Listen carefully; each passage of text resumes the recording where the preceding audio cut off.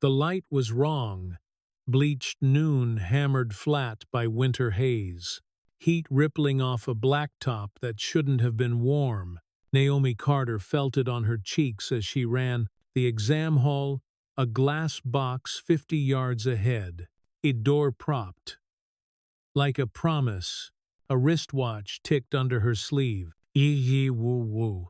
5 minutes until the proctor shut it down for good. Then the sound, metal kissing something it shouldn't. A wetgasp of radiator steam. She turned before she knew she'd turned. The Mercedes had wrapped itself around a yellow fire hydrant, as if begging water. Hood crumpled, windshield starred, front wheel cocked like a broken wrist. Steam plume, sweet antifreeze cut with the copper of blood. Laughter from somewhere, a phone's chime. Air smelled of scorched belts and hot brake dust, with a citrus note from a cracked air freshener. Inside, a woman in cream wool slumped against a deflated airbag. Designer coat, one sleeve already dark. Her belly was a hard arc under silk. Too high, too tight. 7 months, Naomi's mind said without asking. The woman's lips moved once before voice arrived. "My baby," she whispered.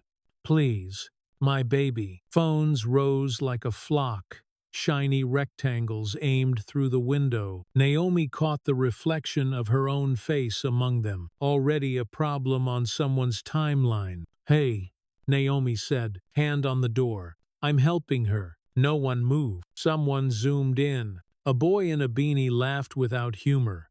"You a doctor?" he called. "Student," she said. "Almost." The word almost tasted like tin. She wedged fingers into the door seam and pulled. The latch fought, then surrendered. Heat came off the cabin, thick as a breath held too long. The woman's eyes flicked open gray-green. Glassy but present. "Stay with me," Naomi said. "What's your name?" "Vivian." The woman said, syllables clipped by pain. "Baby Henry." Naomi slid an arm behind Vivian's neck, keeping the spine neutral, and reached in with the other to find the radial pulse. Fast, thready. "There." She glanced at the belly again, noted the contractions riding high and irregular. Face puffy, hands swollen, knuckles pressed white by the ring's bite. A headache had been here already. She could feel its ghost in the way Vivian squinted. "Vision changes?" Naomi asked. "Flashes." Right now, Vivian blinked as if the street had stuttered. "Stars," she said. "Hurts." Naomi looked down. On the passenger floor, a tote bag lay open, half spilled. A monogrammal planner, a folder stamped with a hospital crest, a bottle of prenatal vitamins rattling like tiny bells. She found the phone wedged under the brake pedal, screen spidered but alive. She hit 911 and pressed speaker. "Car crash," she said, eyes on Vivian, voice low but precise. "Pregnant woman, about 28 weeks, severe headache, edema, visual disturbances, abdominal tightening, possible preeclampsia. She's conscious. Left lateral positioning, airway clear. Location," the dispatcher said, already typing. You could hear it, the light slap of keys. "East gate of Metropolitan Nursing College." Naomi said, "Corner of Charter and 12th. Fire hydrant strike." "Is there bleeding?" "Forehead laceration." "Active," Naomi said. She pulled her hoodie off in one move, tore the shoulder seam with her teeth, and wadded the soft cotton against the cut.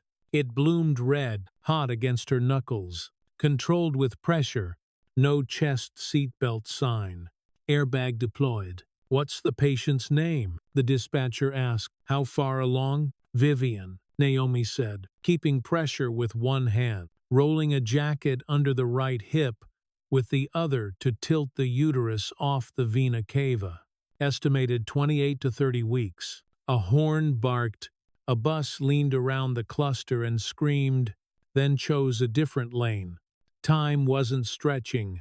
It was tightening. Naomi heard her watch in her head. "Cherie, Wushitsi. Ambulance is en route, the dispatcher said. Do not allow the patient to eat or drink. Monitor breathing. Are there contractions? Intermittent, Naomi said. She set 2 fingers on the belly, felt the muscles steel bloom and release. Baby's moving. Vivian's eyes filled. A different kind of pressure. Is he okay? I hear him anyway, Naomi said, because sometimes language had to cheat physics. Stay with me. Vivian, breathe into my hand. 2 counts in, 4 counts out. She set her palm in front of Vivian's mouth. The breath came hot, metallic with blood and fear. Naomi mirrored the pace, slowed it. On the wind, she caught a tiny sound. The ping of a bicycle bell blocks away. A child's thing. It made no sense, and made all the sense in the world. Behind them, footsteps stopped and started.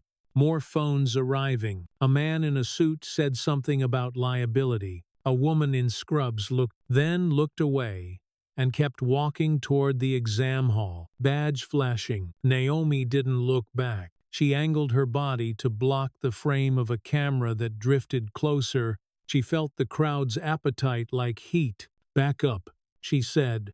Give her air. Nobody moved. The beanie boy smirked. That your real job now, girl. You from the South End. Back, Naomi repeated, sharper. She met his eyes and held them. He retreated a step he would later deny. Sirens ghosted the distance thin. A thread. Naomi leaned down, brought her mouth to Vivian's ear. You're not alone, she said. You hear me. You and Henry are not alone. I was visiting, Vivian said. The word broke like glass. My daughter. Don't talk, Naomi said, pressing a little harder on the gauze that wasn't gauze. Save it for the medics. A face appeared in the open door security jacket. Campus crest. A clipboard like a shield. You can't be here, he said. This is college property. You need to step away. She's hemorrhaging, Naomi said, not looking at him, and preeclamptic. Do you want to tell Henry to wait? Step back. I need to see your ID, he said, trying to peer past her. Students aren't allowed to. Do you see the blood? Naomi said. She felt her voice drop into something that lived closer to bone. Do you see the belly? If you touch me, I'll add your name to the 911 tape. The security man swallowed, blinked twice like a camera censoring itself, and drifted 2 steps away. He lifted his radio and spoke low, eyes on the reds at Naomi's knuckles. The ambulance turned the corner hard, tires shouldering the curb. The siren's warble became a physical thing in the street. The bell inside it, rattling Naomi's teeth. She'd never loved a sound like that. She'd never feared one like it either. She counted breaths with Vivian and thought of metaphors too cheap to say. The paramedic who jumped down wore a face that could hold bad news without spilling it. He slid beside Naomi, hands already moving. You called in, he said. Speaker, Naomi said, tipping her head toward the phone on the mat. The dispatcher still there. A ghost in a rectangle. Preeclampsia signs. Left lateral. Airway clear. Laceration pressure. Contractions irregular. Fetal movement reported. Good, he said, meaning it. He checked pupils. Slid an oxygen cannula into place. Cuffed an arm. Glanced at the SFIG. The numbers looked like a threat. He didn't say them out loud. We're losing her pressure, the EMT at the monitor said, voice flat to keep it from shaking, BP's spiking, and then slipping. We need to move, the paramedic said. Ma'am, Vivian, you're going to Metro General. We'll keep you and Henry breathing. Vivian grabbed Naomi's wrist with surprising strength. Don't, she said. Don't leave me. I'm with you, Naomi said. The exam hall doors were still open in her peripheral vision. She pictured the proctor turning a key and watched the image float away like smoke. You riding? The paramedic asked. Student, Naomi said. Clinical hours. EMT cert on file. He looked at her. A fast calculus. Get in. They slid Vivian onto the board. then to the stretcher, straps, crossing with the soft click of plastic that had learned the weight of urgency. The crowd finally exhaled into noise chatters, the whine of a scooter, a horn mourning its right of way. Naomi climbed in backward, still pressing the makeshift gauze, knees braced against the bench. The doors swung shut and turned the daylight into a cool, fluorescent hum. The siren's bell became a tremor in her bones. "On your side, Vivian," the medic said, adjusting wedge foam under the hip to keep the vena cava relieved. He threaded the automatic cuff, hit the button, watched the numbers crawl and decide. He hung a bag, spiked it, taped it down with a smooth line like he'd practiced on himself. "Baby's moving," Naomi said. She laid her palm on the curve again, gentle, asking. A tiny kick came up to meet her, as if knocking on the other side of a door. Vivian's eyes found Naomi's again. There was a story in them, an ocean of one. "I was visiting," she said. "Stop. It's not important." "It is," Naomi said, then shook her head. Later, the radio crackled. "Metro General receiving. 30 minutes out. Pregnant. 28 weeks. Suspected severe preeclampsia. Head laceration. Fetals en route. Copy." A female voice answered, brisk, tired, kind. Naomi felt the stretcher's wheels humming, a pattern like breath. In, out, in, out. She had learned that once how breath and numbers can keep a person from breaking in half. She leaned close to Vivian again. 2 in, she said. 4 out. 2 in, Vivian said. 4 out.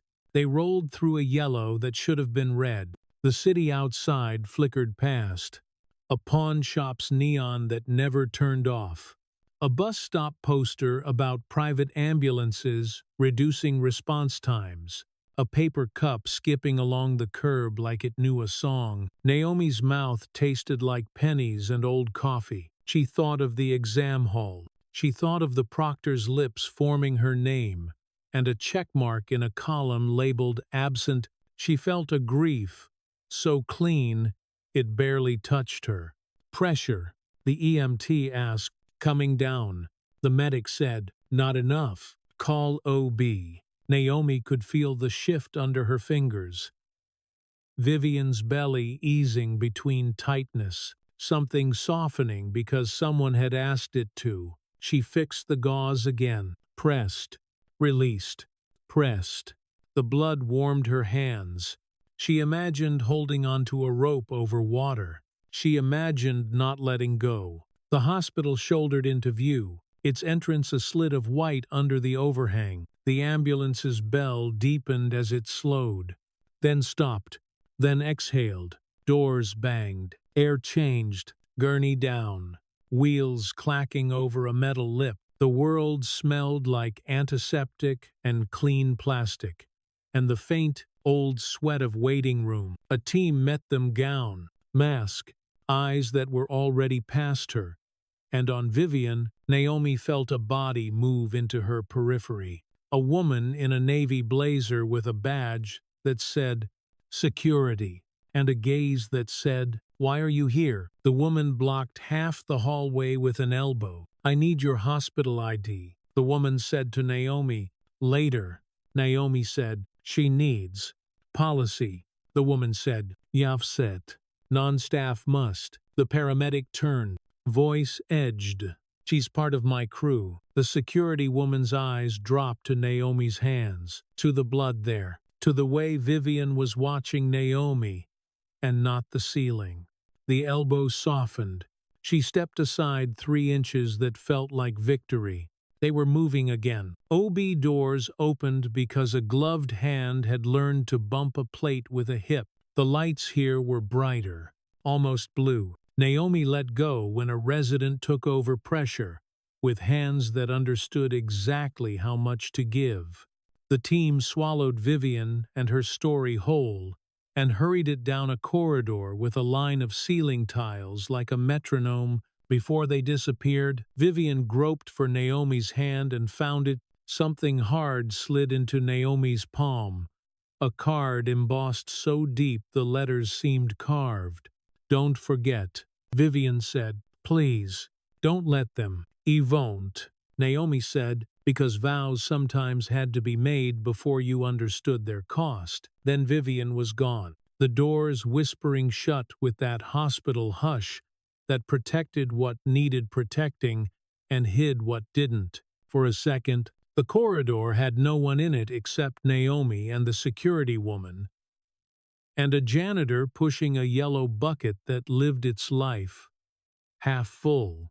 Naomi looked down at the business card. The last name on it was a weight she recognized only from headlines. The clock over the nurse's station read 12. Arsha San. Her exam had started without her and ended without her. She stood there, hands sticky, breath loud in her own ears, and felt how quiet the world could be after a siren stops. Somewhere, a child's bicycle bell ticked in the parking garage. One sharp ring, then nothing. Naomi slid the card into her pocket, as if tucking away a blade. She walked to the sink, turned the water hot, and scrubbed her hands until the red let go. When she stepped back into the lobby, the security woman angled toward her again. Her voice came gentler, but not by much. "You need to check in," she said. "For the log?" "Of course," Naomi said, and meant it. She gave her name, spelled it slowly, watched the woman type. Letters became data, became a record. It felt like both trap and shelter. Outside, the winter sun had shifted, showing a different face. The exam hall door would be locked. The proctor would already be filing a form with a box checked that meant final. Naomi stood on the sidewalk and pulled air into her lungs until it didn't hurt. She could taste the city in it, salt from the plows, perfume from the coat she still wore like a cape, the hot ghost of antifreeze. She listened for the bell again and heard only her own breathing. It was enough. The bus rattled like loose teeth. Naomi kept one palm on the chrome pole and watched the blocks slide from polished glass to plywood scars, fluorescent light-washed faces into the same tired color. Someone's earbuds leaked a hymn through static. A baby hiccuped like a metronome. She counted the money in her pocket by touch. Tips from last week at the diner. Crumpled receipts. A bus pass with 3 rides left. Her phone buzzed against her thigh. A university email, crisp as a courtroom. Failure to present for licensure examination constitutes voluntary withdrawal. Re-enrollment requires full tuition, application fee, and board review. Appeals window, 15 calendar days. A breath went shallow and stalled. She swallowed, restarted it, and watched her reflection skim across the dark window, like a fish under ice. South End projects rose like tired shoulders, concrete stained with decades of weather and someone else's priorities. The elevator had died before Thanksgiving and never learned to rise again. On the 3rd floor landing, 2 boys practiced a dance in the greenish light. Stiff wrists, fast feet, laughter that didn't need a witness.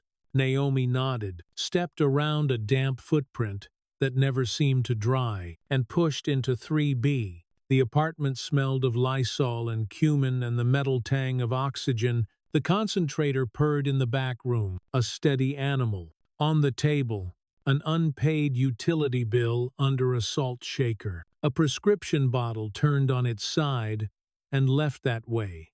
Patricia sat at the counter in scrubs, the color of a storm, reading glasses halfway down her nose, pen tapping the margin of a dog-eared budget.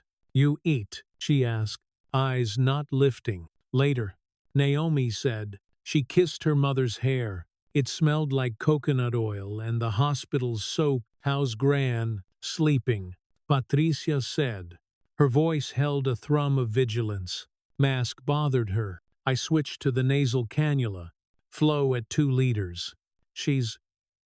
"You know," Naomi nodded. She did know she could read the room's air the way some people read weather. She went to the back and stood in the doorway.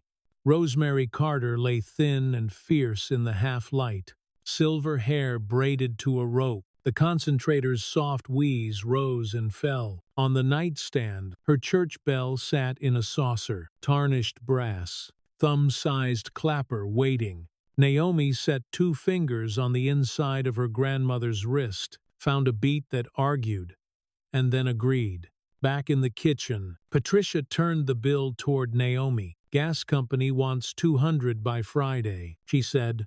We got 87. I'll take an extra shift. Naomi said, you already take extra shifts. Patricia took off her glasses, rubbed the bridge of her nose with a thumb. Tell me about the school. Naomi held her breath to tame the shake, then let it out slowly. They called it voluntary, she said. Patricia's mouth went thin. Voluntary, like when a landlord offers the ground floor to the next flood. It's appealable, Naomi said. How long? 15 days.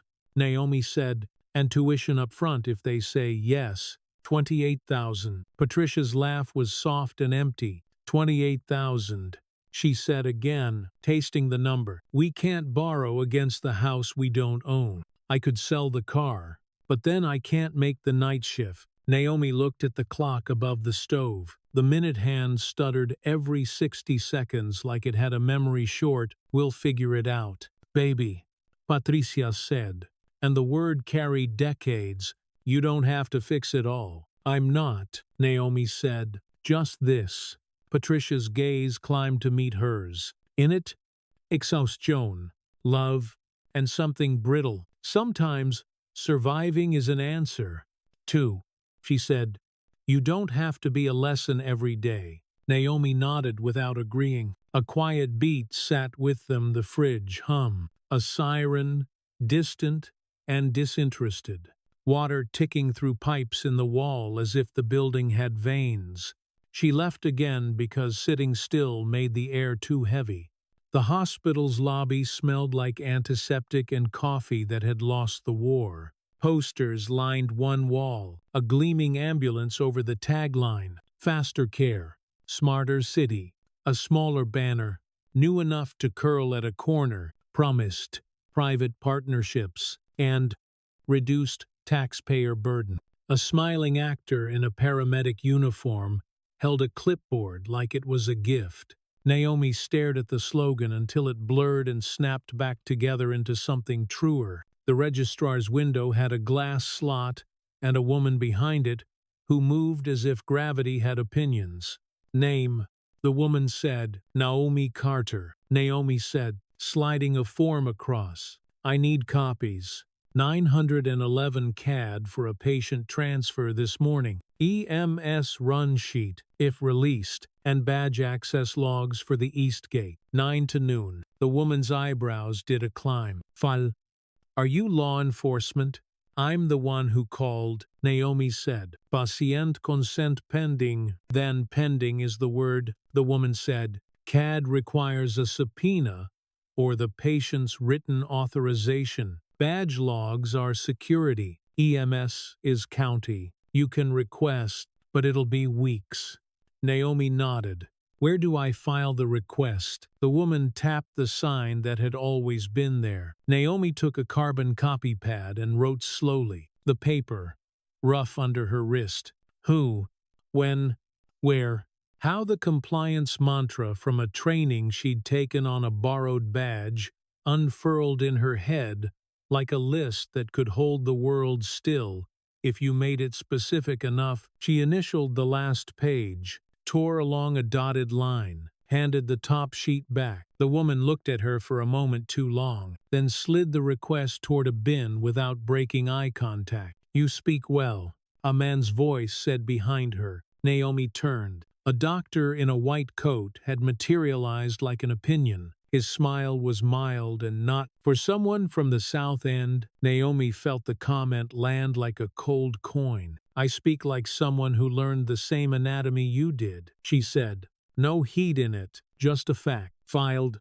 His smile faltered. He checked his pager as if it had asked for him, and walked away. Security sat across the lobby, tucked behind a blue rope. Naomi stepped over. The guard there looked young enough to be the little brother of the one who'd tried to move her earlier. He gestured to the scanner with a chin. Badge.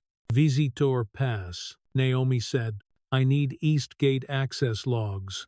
This morning. FOIL request, he said, pulling a form from a drawer. Or internal if you're staff. I'm neither today, Naomi said. Give me the form. He slid it to her. The paper was thicker than it needed to be. As if weight could turn into authority, Naomi filled the boxes, careful letters inside precise squares. Next to justification, she wrote, patient safety and process audit. The guard watched, mouth open enough to catch dust. On her way out, she cut through the service corridor past the ID kiosk, the stubby printer that belched temp badges. When the main system sulked, a small red LED winked on the front like a heartbeat. Caught K2. The label said in tiny, officious font. A strip of paper hung from its lip, half-printed, the edges feathered with toner. She tucked the detail away the way a mechanic listens to a misfire and decides to remember. Outside, the afternoon light had turned metallic. The wind threaded itself through her coat and learned her spine. She walked the long block home because the bus wanted money. She was saving for medicine and shame. On the corner, a kid sold knockoff chargers and a truth. Batteries the first lie, he said to no one, and somehow to her. On the second floor landing, Mrs. Alvarez stood in a housecoat, watering 3 plants that contained more hope than soil. Naomi, she said, aiming the stream at a pothos with ruthless tenderness. They said you were on the news. I was in a street, Naomi said. It looked like news. Mrs. Aide Alvarez said, I prayed anyway. Thank you, Naomi said. The word made room in her chest.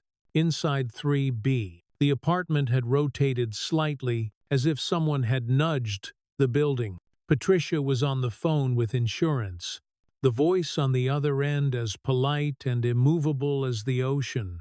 We have a denial code, the voice said. Upgrade requires pre-authorization. She couldn't breathe. Patricia said, each word flat. There wasn't time. I understand your frustration, the voice said, and didn't. Naomi took the phone gently. This is Naomi Carter, she said. We're appealing ICD code J40 y 4 last visit. Oxygen saturation documented at 88%. The upgrade is medically necessary. Appeal may take 6 to 8 weeks, the voice said. You can pay out of pocket. How much? Naomi asked. $979, the voice said. Plus delivery. Naomi looked at the fridge, where a child's magnet held a picture of rosemary in a jar. Her grandmother's namesake, green and thriving. She didn't say the number out loud. Patricia watched her face and understood anyway. They ended the call together, a ceremony without grace. They ate standing-up eggs. Toast. Coffee hot enough to argue back. Patricia asked about the exam, and Naomi answered with a shrug that meant a day had torn a seam you couldn't see. They didn't say, we're okay, because it was a lie and a prayer at once. Dusk filtered through the blind slats, laying bars across the wall like a gentle jail. Naomi went to the back room and adjusted the cannula again. Wiped the bridge of Rosemary's nose with a warm washcloth. Set the bell within reach. Her grandmother's eyes fluttered. You breathing all right? Gran, Naomi asked. I breathe because you remind me. Rosemary said, without opening her eyes. The words drifted like a leaf. Ring if I forget. Naomi sat on the edge of the bed and listened to the concentrator's soft roll. Like far surf, the machine rhythm synced to her chest, then hers to it. The quiet was a place and a person Back in the kitchen, Patricia was writing numbers in a column, erasing them, writing again. If I pick up the Thursday overnight, I can. You can sleep, Naomi said. Sleep is for rich people, Patricia said. It tried to be a joke and failed halfway through. She reached for Naomi's wrist and squeezed. I'm proud of you, she said, even when I'm scared. Naomi pressed her forehead to her mother's temple for a beat longer than two people normally allow. Outside, tires hissed on wet street. Somewhere, a neighbor banged a pan in a rhythm that wanted to be a song. She gathered her coat again. I'll swing by Harborview, she said. Drop the appeal packet, then Mercy Diner. Ruby needs me at 6. Patricia nodded, because yes was the only word the night respected. Naomi stepped into the hall, and the building's temperature dropped an inch. She was halfway down the stairs when the air bent around a shape it didn't expect. A long hood flashed pearl under the sodium lamp. Headlights cut a clean triangle through the courtyard's grime and set the graffiti shimmering as if it wanted to be taken seriously. The car eased to a stop at the curb like a visitor who didn't know how to knock. White paint flawless as new teeth. The grille, a chrome grin too bright for the block. A driver in a suit stepped out and put on a cap he had not needed to take off. He looked up at the windows, stacked like tired plates. Naomi stopped with one hand on the rail, the other on her throat, because breath sometimes needed reminding. The driver lifted a bouquet of white roses from the back seat, their scent militant against the building's history, and an envelope with a seal that said someone still believed in wax. Miss Carter, he called up, voice cultured, carrying cleanly through the stairwell cage. Naomi didn't answer for a second, because the world had tilted and asked her to choose again. The roses trembled minutely, bells without clappers. The driver looked at his watch, then back at her, his posture saying, time has always been money. She walked down the last steps and felt the cold through the soles of her shoes. The envelope waited between them like a legal document and a dare. The city exhaled. Somewhere, very far away and very near, a child's bicycle bell rang once and quit. The roses rode shotgun, buckled in like witnesses. Naomi sat behind them, hands flat on her knees, the leather cool enough to be polite. The car's cabin smelled like soap and something floral she couldn't afford to name. Outside, the south end slid past graffiti scabbed with primer, laundry lines, bowing to a light wind, then turned into cleaner brick, then glass, then hedges so trimmed they forgot where wild lived. The driver didn't make conversation. He checked mirrors as if they were promises. At each light, the bouquet swayed and sighed. Naomi watched her own reflection in the tinted window and saw all the places the day had touched her. A scrape across a knuckle, a coffee stain near her cuff, a tired seam at the corner of her mouth. She listened for the bell she was sure wasn't there, and heard only the car's gentle throat. The gate arrived before the house, the kind that announced money without saying it. Wrought iron vines climbed stone, and a discreet camera turned like a curious bird. The driver spoke his name into the pedestal. Then, "Here's." The gate breathed open. The driveway curved through a garden that had never heard of winter. Pale roses shouldered frost like fur. Water stitched itself from one marble bowl to another. A fountain imagining spring. The house itself upset the sky column. Windows that reflected a different weather. A front door that believed in weight. Naomi felt the math of it. How many oxygen concentrators could hide in those walls? Vivian waited under a white pavilion past the back steps. She rose carefully, a hand at her ribs, where tenderness still lived, and opened her arms the way some people open doors. "Naomi," she said, and the name was a thank you. Naomi didn't trust her voice yet, so she smiled. The driver handed over the bouquet and the envelope with the wax seal, bowed without bending, and drifted away the way professionals do. When scenes ask for fewer witnesses, a bassinet slept under the pavilion's shadow. The canopy made a square of soft shade, the fabric moving a little with the fountain's breath.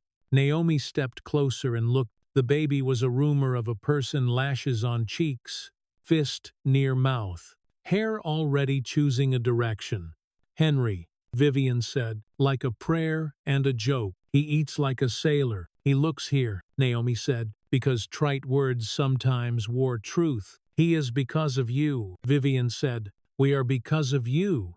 Naomi shifted, heat licking her face. Compliments stuck to her skin the way antiseptic did. I called 911, she said.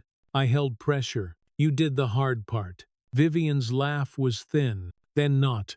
Humor me, she said. Please. A woman in black passed quietly with a tray. 2 glasses of water sweating. A plate of something delicate. Linen that believed in starch. Vivian raised a palm. Sit, she asked. Before my husband arrives to blunder the moment with numbers. They took their chairs. Roses clustered behind Vivian made a pale backdrop. Somewhere, a bee found ambition. Paper waited between them on the table, the envelope, heavy as a coin purse. Vivian tapped it once. Open that, she said.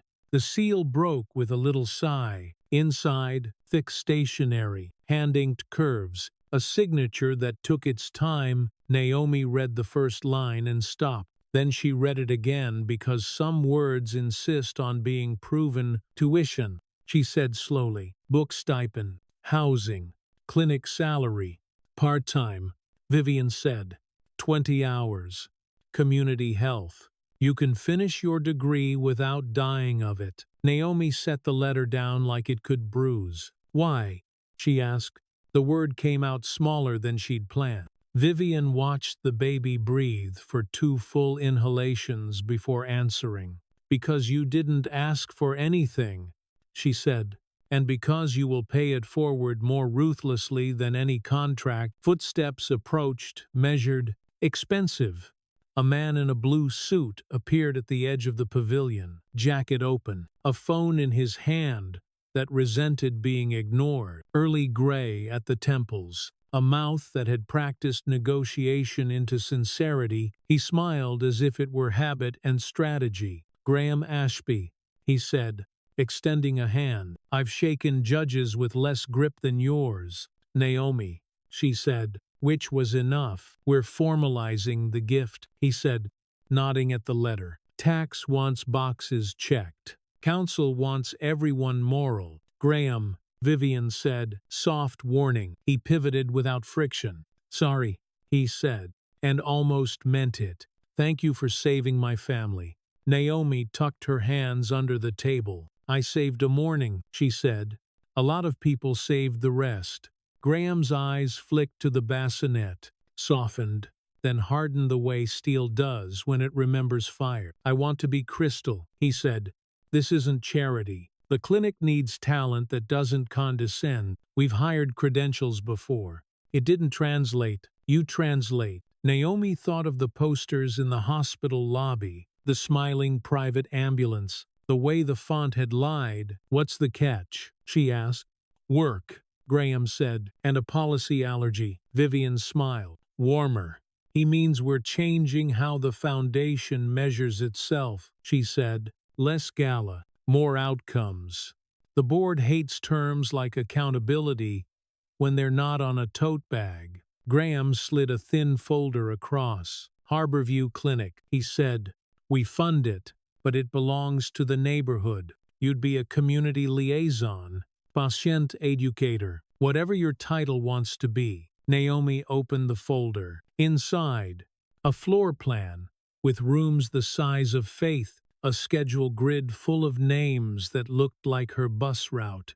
A laminated card. Who, when, where, how printed in clean block letters. She lifted the card. It had the satisfying stiffness of something that had been used and wiped and used again. Our compliance chief is a zealot, Vivian said, amused. He prints those and hides them everywhere. Graham's phone vibrated. He glanced, grimaced, slipped it into his pocket like a lie he wouldn't tell. You might hear a name, he said, Colton Mercer. He's making noise downtown about privatizing the city's emergency contracts.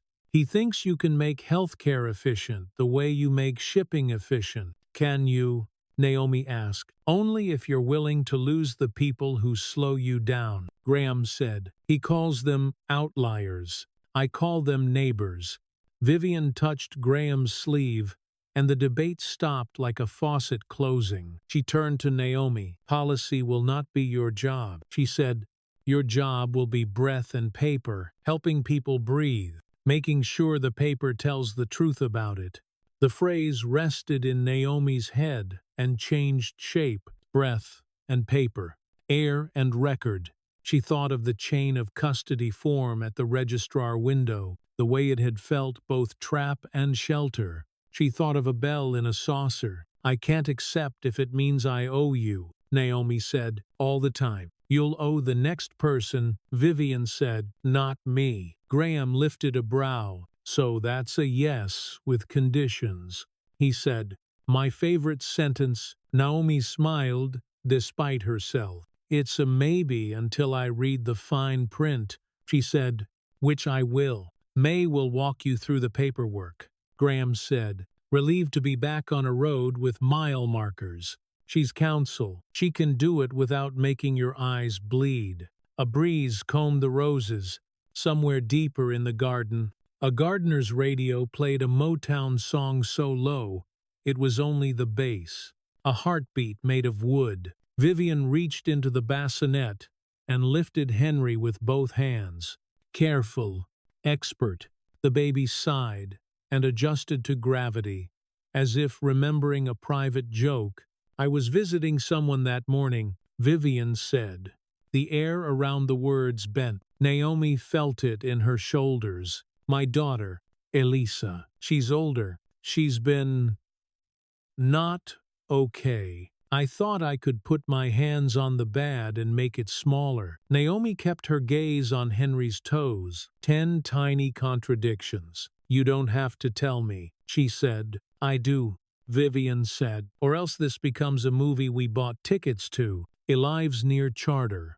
I left her place shaking. I hit the hydrant because I was looking backward. Silence unspooled and lay down between them. The fountain went on counting to itself. Graham's jaw did a small, human thing tightened, released.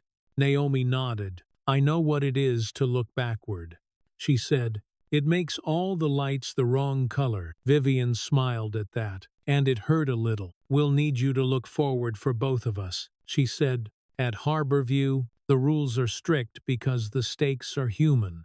Amina, the records lead, will walk you through retention schedule. Audio QA goes to vault, 30 days warm. Then deep archive. Everything has a chain. We sign in ink, we read it out loud. Who, when, where, how. It sounds dull until you need to live. Naomi traced the laminated card's edge with a thumb. Dull, until you need to live. She saw the registrar's eyebrows, the white coat's compliment, the security elbow in the hall. She saw how paper could lie, and how it could fix a lie. Graham checked his watch. I have a call, he said. Forgive me. I'll leave you with someone who actually knows what she's doing. Footsteps again. A woman in a navy blazer appeared like a well-placed comma. Short hair, eyes that had read contracts and people. She extended a hand. My latimore, she said. I do law without scaring children. Naomi shook it. I'm not a child, she said, then flushed. Sorry, I said without scaring children. May said, deadpan. Adults I terrify as needed. Vivian laughed, the sound rinsing the air. She's very good, she said, and very expensive. Luckily, she likes us. May set a neat stack of papers on the table. Offer letter, she said, sliding it toward Naomi. Clinic employment, confidentiality. HIPAA, training schedule. You know the drill. Read it. Vivian said, as if reading were an intimacy. Bring us questions. We'll answer in daylight. Naomi lifted the first page. The print was clean, the margins generous. The salary number made something in her chest lean back. The housing stipend sat like a small, well-behaved dog. There were clauses she liked and clauses she didn't, and she felt grateful for both. Because together they said this was real, she stopped on a paragraph about record integrity. Any alteration must be tracked, team estamped, and authorized in writing by two parties. Below it, tampering results in immediate termination and referral to the appropriate authority. She looked up at May. Do you enforce this? She asked. May's mouth did something that might have been affection. We enforce the parts people try to forget, she said. Naomi nodded. Good. The baby made a sleep noise that sounded like a bell muffled in cloth. Vivian kissed his hair and breathed him in like medicine. Come to the clinic tomorrow, she said. Meet Amina. Meet the waiting room. It will smell like bleach and fear. You'll know what to do. Naomi folded the offer letter and slid it back into the envelope because sometimes you needed the ritual to make a thing belong to you. She stood. The pavilion's light had shifted warmer, lower, making edges kind. Shadows from the roses braided across the stones like handwriting. I have a shift at the diner, she said. They don't like me when I'm late. Bring me coffee that isn't terrible sometime, May said, gathering the remaining papers. Regret keeps my billable hours high. Vivian reached across and took Naomi's hands in both of hers. The way people do when they want a promise to land. This changes nothing about who you are, she said softly. It only lets more of it happen. Naomi nodded because arguing would have broken something fragile and necessary. She stepped back onto the path. The fountain threw light onto the underside of its own water. A bee decided to go home. At the top of the steps, the driver waited with the patience of someone paid to measure it. He opened the door. Miss Carter, he said, making her name sound like a job she could keep. On the ride back, the city reassembled itself in reverse order. Hedges turned to brick, brick to glass, glass to graffiti, graffiti to a mural of saints with chipped hands. Naomi rested the envelope on her lap, crisp against her coat. She touched the seal's broken edge and felt the old fear's teeth, duller now. At a red light near the river, a cyclist rolled to a stop beside them and tapped his bell once. Bored, like punctuation, the sound found her anyway. She breathed in, breathed out, and counted. When the car let her out at the curb, dusk had sharpened. The stairwell smelled like hot dust and supper. Naomi climbed, one hand on the rail. In her pocket, the laminated card pressed against her thigh. Who, when, where, how. The words walked with her. On the landing, she paused and turned the envelope in the thin light, watching paper learn the shape of her hand. Down the block, a billboard flickered on an ambulance painted like a bullet. A tagline in smug blue. Faster care. Smarter city. Naomi looked at it until the letters became only light. Then she went inside to tell her mother and the concentrator and the bell. The news that would not fix everything. Only enough. Harborview opened with a hiss, like a held breath escaping. The automatic doors split a rectangle of morning light, and the smell of bleach, instant coffee, and winter coats steaming themselves dry. A mural ran along the entry wall, hands passing a stethoscope like a relay baton. Someone had drawn tiny bells in the corners with a silver marker, each one no bigger than a thumbnail. Amina met Naomi with a clipboard and a smile that moved fast. You're early, she said. Good. The servers are not. They cut through the waiting room, 8 plastic chairs, 2 strollers, a TV with the sound off looping a city PSA about flu shots. A young man laughed into his sleeve. A little girl in a red coat tapped the metal armrest like she was playing piano. Behind the glass, the EMR terminals hummed in their fluorescent cave. Amina's desk was a map of order, color-coded tabs, a label maker that had seen war, a ceramic cup of pens point up like a tiny forest. She slid a laminated card to Naomi. Who, when, where, how? Rules here, Amina said, tapping each word. If it isn't on paper, it's folklore. If it isn't time-stamped, it's a bedtime story. Naomi hung her coat on the back of a chair and washed her hands. The water too cold, the soap smelling like a lemon that had taken a dare. Show me the veins, she said. Amina gestured at the screen. MR, city hosted, Spot D, QA audio, vault, separate box, 30 days, warm retention, then deep freeze. We reconcile daily hash file, sign, lock, patient intake, paper first when the system throws a tantrum. She handed Naomi a logbook thick paper, 3-hole punch, columns lined by someone who trusted a ruler.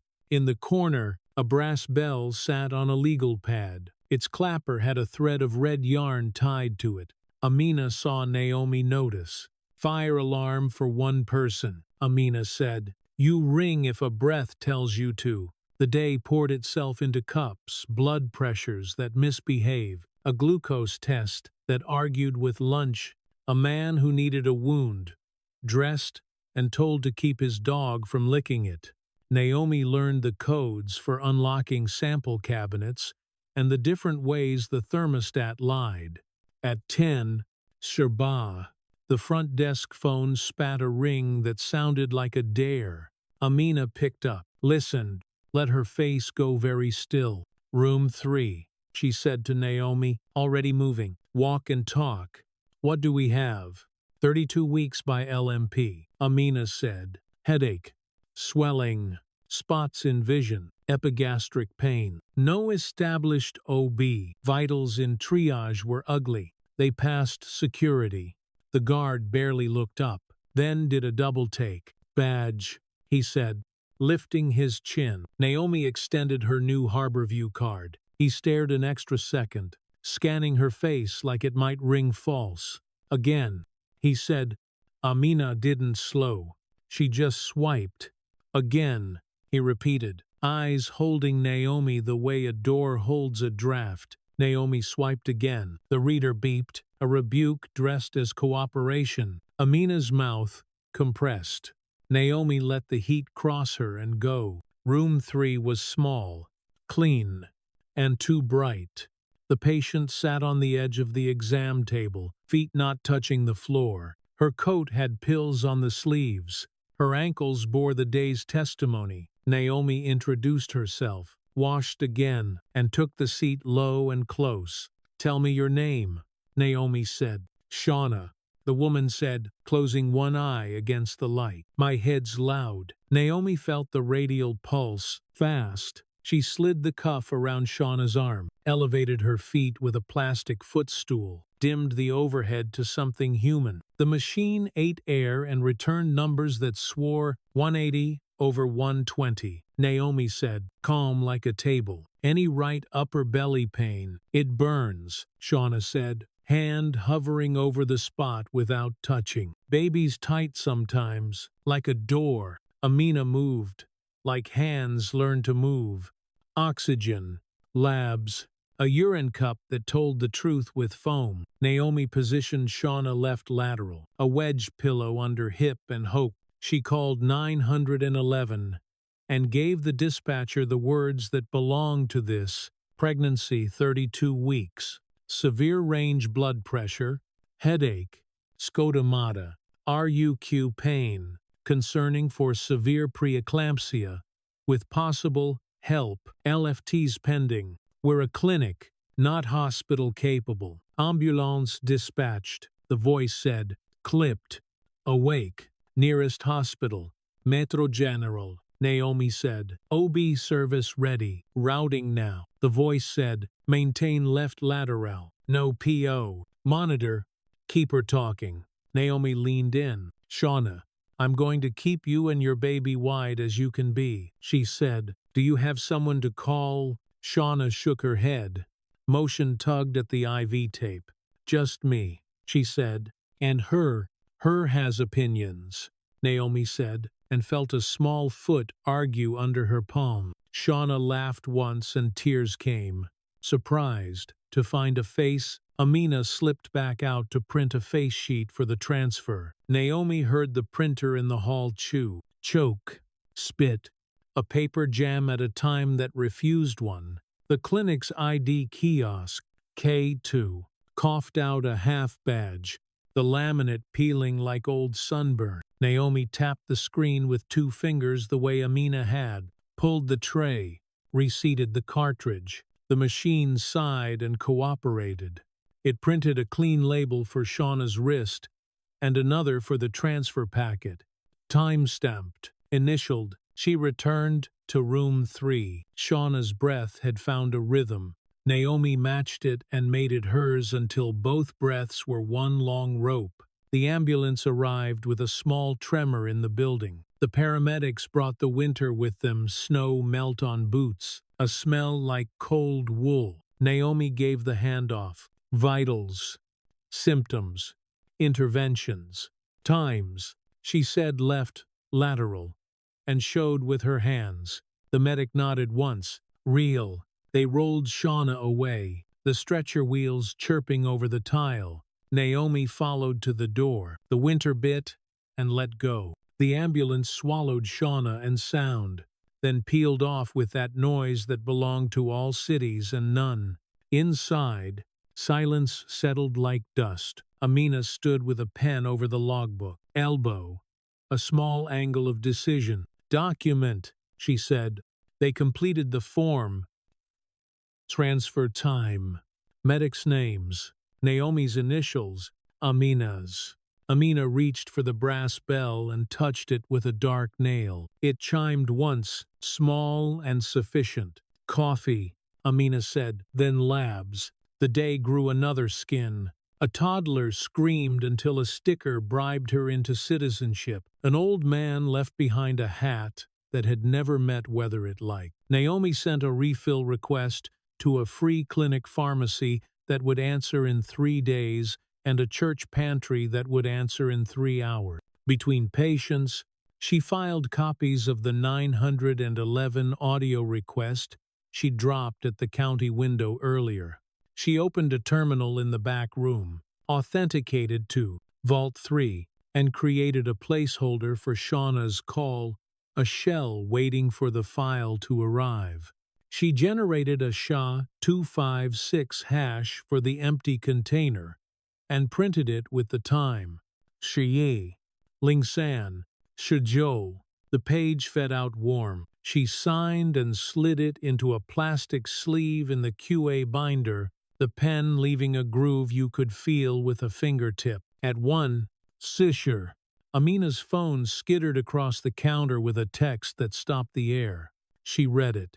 Her shoulders dropped half an inch. Metro's full, she said.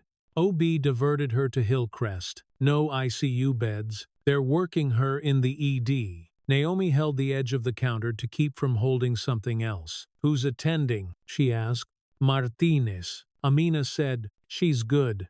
But they did the work in front of them because helplessness will dance you into bad decisions if you let it. At 2, Arshuar.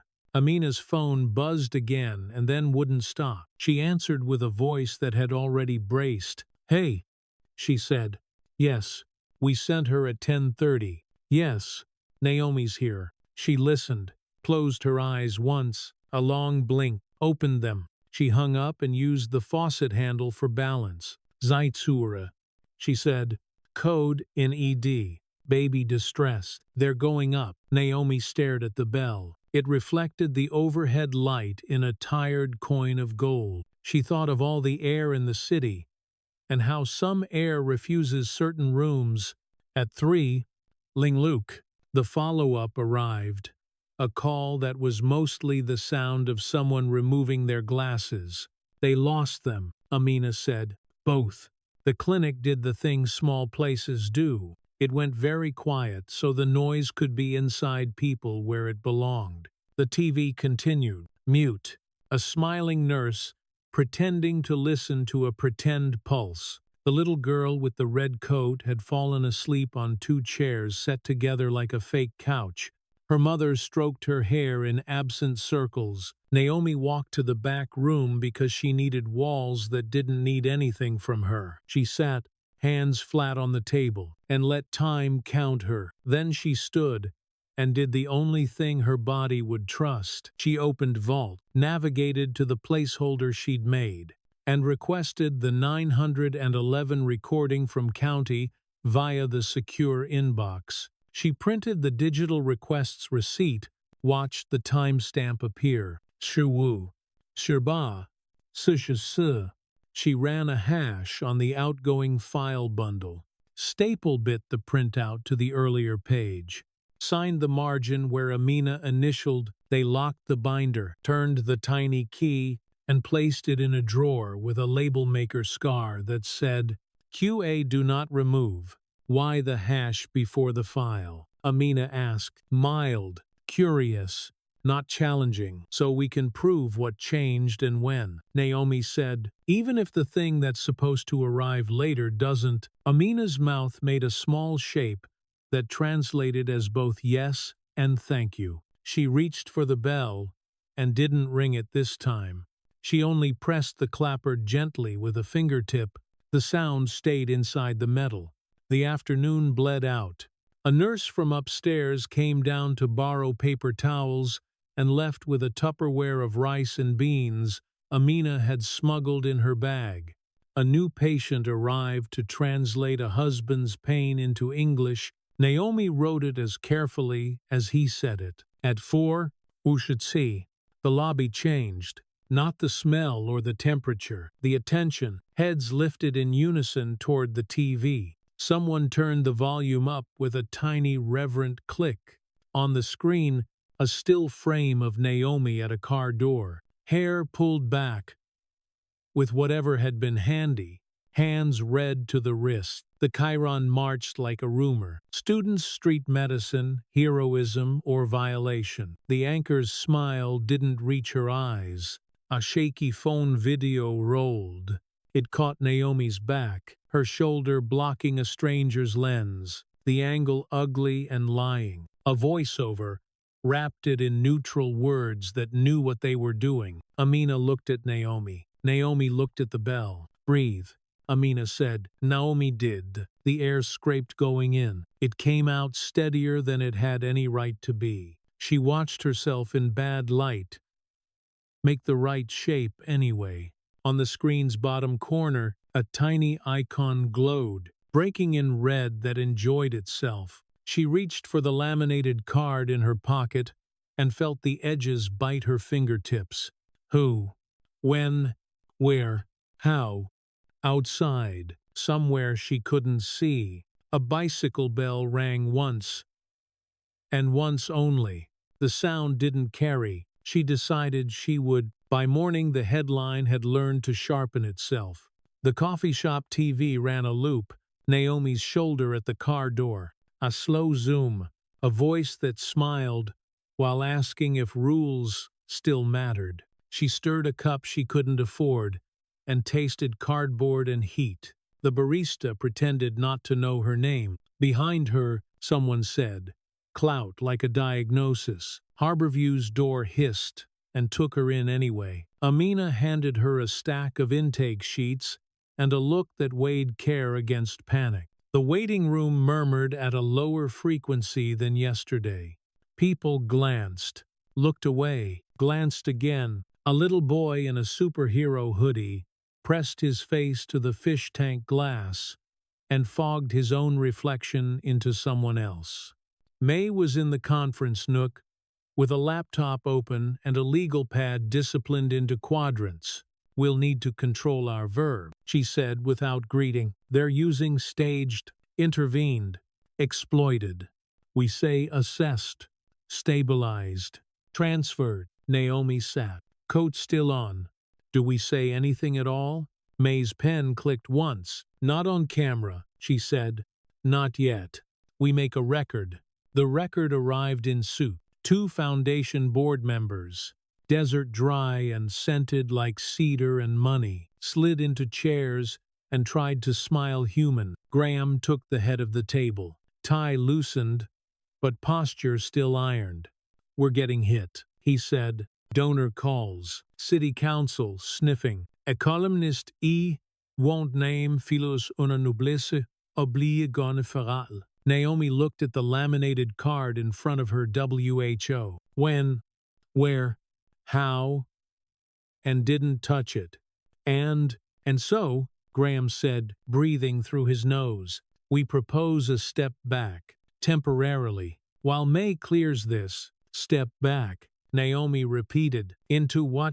Administrative leave. One board member said, relief, spilling over the words. With pay, it reads like guilt, Naomi said. Her voice was flat, not loud.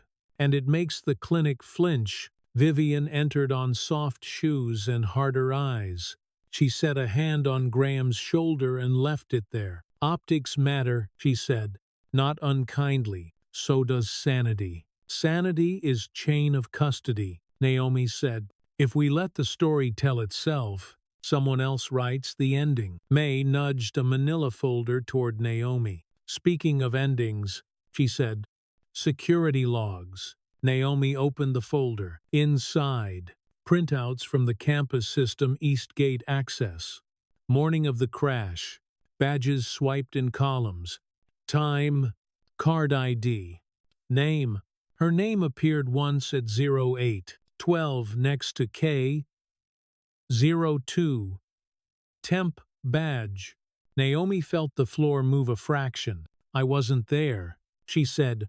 That's the point, May said. Someone printed a temporary with your name. Kiosk K02. That stub printer you bandaged yesterday. Amina met Naomi's eyes. The torn laminate. Graham looked from one woman to the other, understanding. Arriving late, and then, all at once, so someone leaves a breadcrumb, he said, and hopes we step on it, or picks it up, and blows sugar on it for the press. May said, either way, we need to lock the trail. They moved fast in the way that doesn't look fast. Amina pulled the kiosk maintenance log paper, ink, grease fingerprint in one corner. Naomi photographed each page with a clinic phone and air-dropped the files to May, who hashed them into a dated folder. Who, when, where, how. In the lobby, the TV volume crept up. A new segment, a studio with tight suits and a banner rolling public-private partnerships, saving lives, or gaming systems. A man with expensive hair and a voice like a boardroom laughed softly at his own punchline. Colton Mercer, Amina said under her breath. Mercer had a face TV liked clean, friendly, eyes that could read off pity like a bullet point. He spoke in measured slices. We're not demonizing anyone, he said, palms open, ring catching light. We're asking for modern efficiency, training, oversight. When well-meaning individuals go rogue, outcomes suffer. Our model fixes that. Outcomes, Graham said, almost to himself. He turned off the lobby TV with the remote he kept for emergencies that looked like this. May's phone vibrated hard enough to travel. She answered, listened, pencil still. Say that again, she said. Slowly, she put the call on speaker. Thorpe from compliance filled the room, breath whistling like a radiator. Vault pinged at 03. Archer, he said. Log in from a generic tech account. Wrong time zone stamp, which is how I smelled it. Did they take anything? Vivian asked. Looks like a peek. Thorpe said. List of files accessed includes your placeholder, Carter, the one for the 911 call that hasn't arrived yet. How do you access a thing that isn't there? Naomi asked. You don't, Thorpe said, not unless you're faking audit trails to claim I saw it and it was X. when X helps your story. Lock it down, May said. Print the access log. Sign the printout. Put the printout in a sealed envelope. Bring the envelope to me yourself. Who? When? Where? How? On my way, Thorpe said. Also, my wife says hello. Vivian's hand tightened on Graham's shoulder. A stress line showed up near his eye and refused to leave. We're going to war with a man who practices on smaller wars, he said. He's been floating privatization since last year. This is the cover. Let's start our own coverage, May said. Naomi, you'll keep doing clinic work, but we don't give the network a face to punch.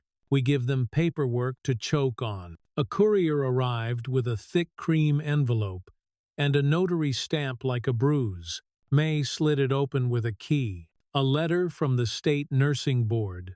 Language iced and careful. Notice of inquiry. Allegations. Practicing beyond scope. Interference with EMS response. Accepting improper benefit. A hearing scheduled for 2 weeks.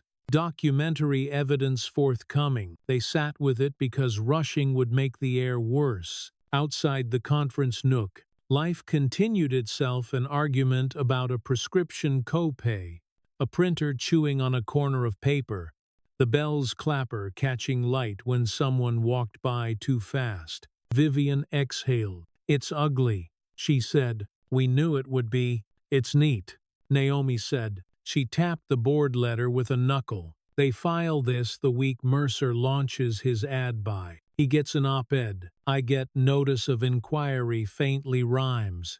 Graham's phone lit up with an unknown number. He silenced it. Question, he said to May. Do we countersue? Defamation. Tortious interference. Not yet, May said. First, we put the timeline somewhere. No one can move it.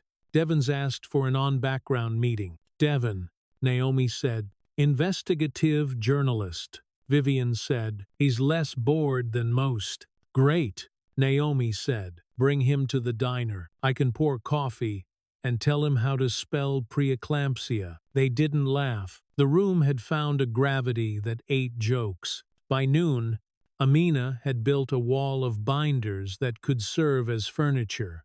Intake forms, transfer times, fax receipts, a citadel of rectangles and dates. Naomi slipped into the clinic's back server room, a closet that hummed in a key your heart could learn, and watched the Vault 3 monitor blink. She set up an alert for any login outside business hours. She printed the rules. She taped them to the door. She initialed the tape like that could keep a hand from peeling it later. Out front, a woman in a red coat asked if Naomi was the girl from the TV. Naomi said, I'm the girl from here, and handed her a cup of water from the dispenser that made everyone a little more polite. At 2, security walked in with a man in a suit too dark for day. He introduced himself as Sutton from Mercer Health Systems, here to deliver a white paper on response time improvements and community integration.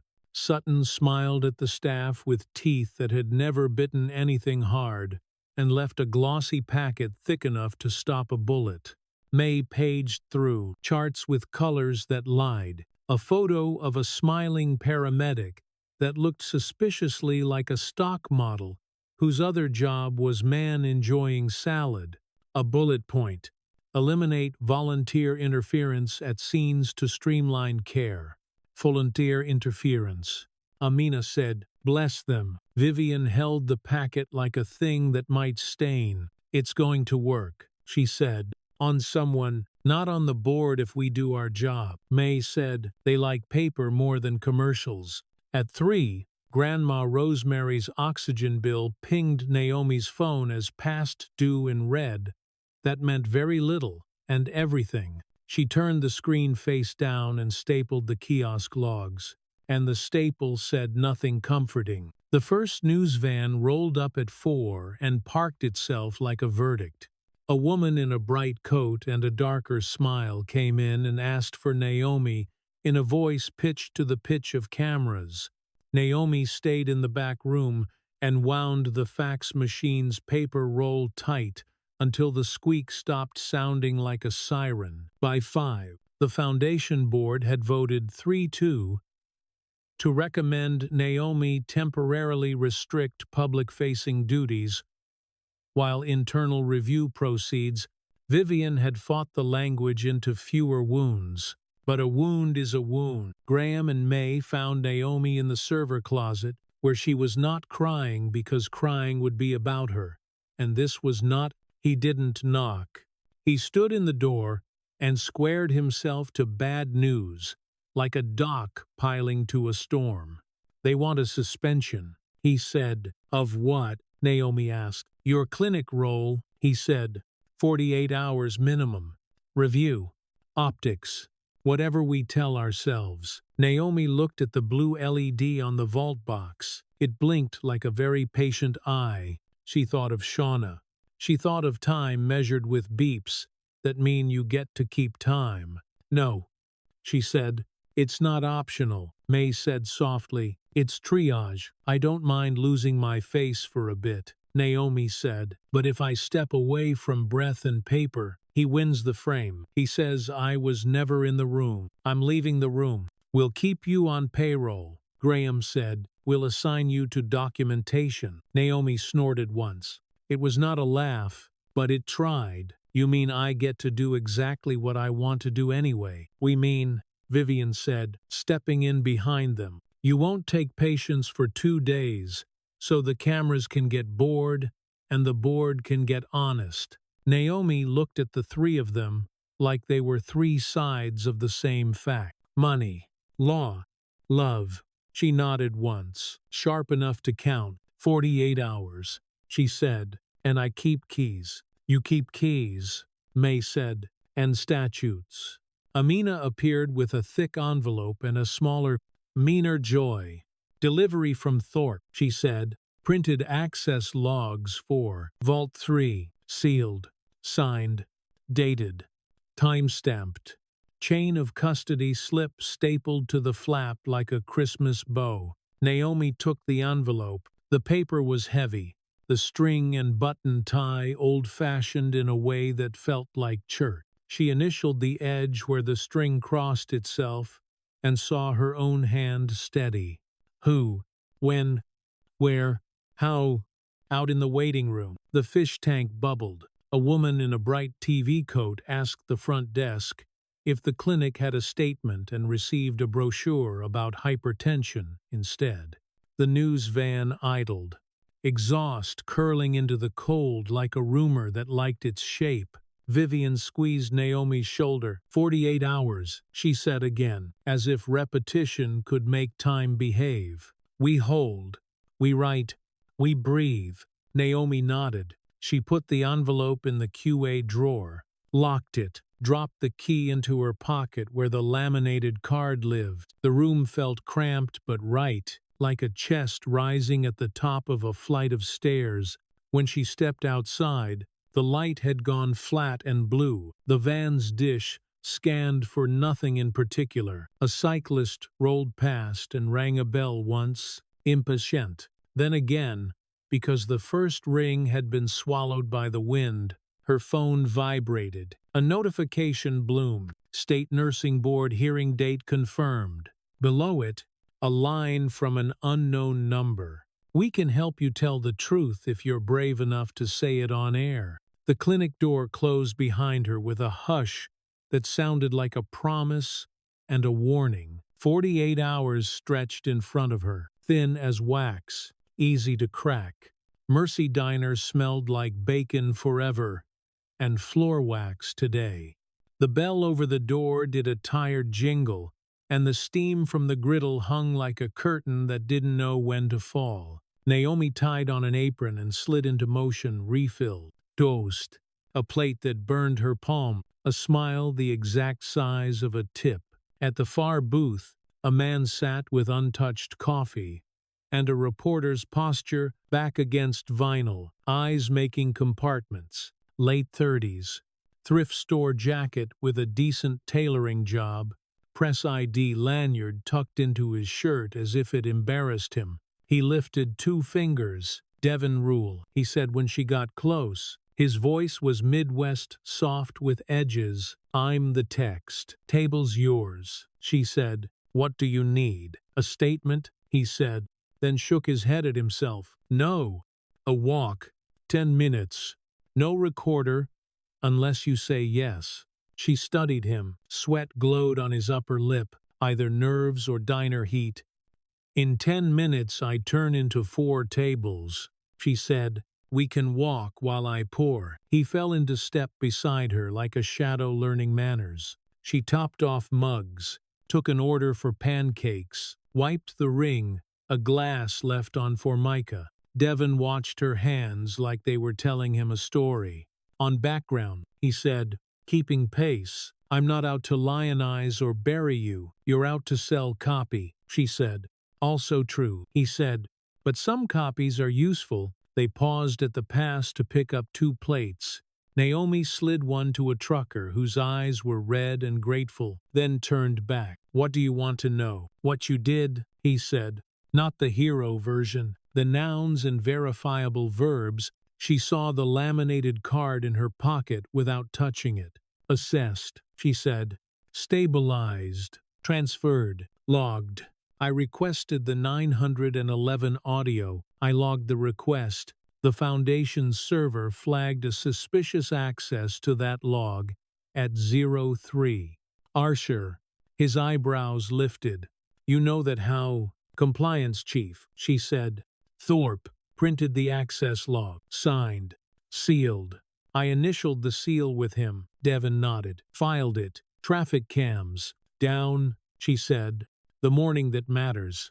He made a face that could have been a smile's cousin. "They die a lot where stories live." A table called for extra syrup. Naomi fetched it. Returned. "You want a villain," she said. "Colton Mercer has an ad buy and a white paper that reads like a takeover memo. He benefits if our clinic looks like chaos. I want the lever," he said. "The one that moves the thing without breaking whatever's on top of it." The bell over the door rang twice. Impatient. A man in a suit stood a moment to adjust his tie, then took the counter with a sigh that asked to be overheard. He was the TV anchor who'd said, "Violation," last night, up close. He was smaller, and his makeup had a pink heat to it that daylight didn't forgive. Naomi filled water glasses and chose to treat him like any other throat that needed wetting. Devon lowered his voice. "Off the record," he said. "A source at the board says the complaint landed before the first news hit. That timing's not an accident." "Who filed?" she asked. "Anonymous," he said. "But the envelope was couriered from a building Mercer has his fingers in." "Who?"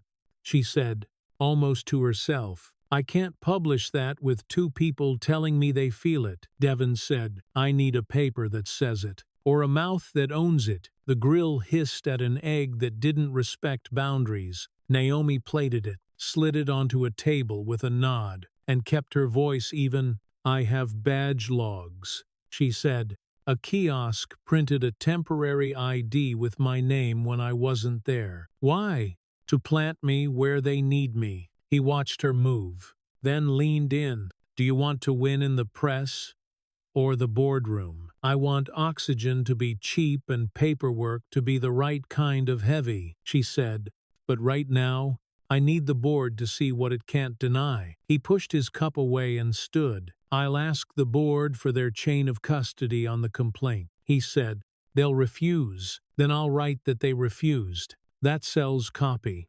That draws out mouths," he said. "People talk when they think silence makes them suspicious." He left a card that had been folded and unfolded too many times. On the back, in pencil, "Rule keep receipts." He lifted the bell with a fingertip, made it shimmy without sound, and left. The lunch rush came like a weatherfront jacket snorting out cold, orders stacked, the ticket wheel stuttering as if it had its own pulse. Naomi wrote it, the world reduced to plates and angles, to a conversation about coleslaw that was also about dignity. When the last refill had been negotiated, she stepped into the alley to breathe air that hadn't met a fryer. The alley carried the city's back of house smells, wet cardboard, yesterday's bread, the metal jaw of a dumpster. Snow made a dirty skirt along the fence. A cat dared her, and then decided not to. Her phone buzzed. A text from an unknown number wore no punctuation. Don't look for me at work. They moved me. I have the run sheet. Tonight. Joe. Sancher. Peace Church rear steps. She saved the number as maybe EMT. Her thumb hovered. Her stomach drew a small, hard line. She wiped her hands on her apron, went back in, and finished the shift with a smile that didn't quite meet the door. At home, the concentrator murmured, and the living room lamp threw a square of gold onto the floor. Like an invitation and a warning, Patricia dozed upright with her shoes still on. Naomi untied a laced knot and eased the shoes free with careful hands. Rosemary watched from the doorway, braid down, bell in her palm. You going out? Rosemary asked. Errand. Naomi said, to get truth. Rosemary said, and didn't make it cute. Try. Naomi said. She kissed both of them, pulled on a thicker coat, tucked a scarf into a loop, and slipped the laminated card into her back pocket where it had learned to live. Who and were how pressed into her hip like a reminder you didn't need until you did. Peace Church sat on Hargrove, brick tired and stained, beautiful by a century of weather and singing. The rear lot was a rectangle of cracked asphalt and hope. Sodium lights buzzed and hummed. The cold carried voices far and thin. She kept to the shadow of the eave and watched her breath make ghosts. At 9:33 a person peeled out of the dark. Collar up, Bianye low. He had a medic's posture shoulders that had learned to lift and let go. He looked around the way someone does who has reasons to. You Naomi? He asked without the question mark. His eyes were red around the edges. I'm the laminated card, she said. He huffed. Name's Malachi Ortiz. He said, they put me at a different house after that day. No reason given. He handed over a manila envelope. It was warm from his coat. Inside, a photocopy of an EMS run sheet. Black marks where a lawyer would want them. Times. Box ticks. A line that read, Patient found left lateral.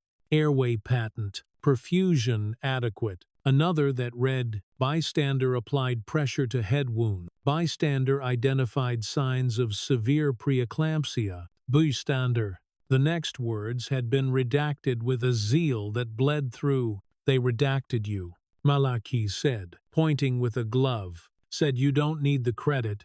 I say, chain of what now? Why? She said. He stared at the church door while he answered. Supervisor says, protocol. He said, but that's not the flavor.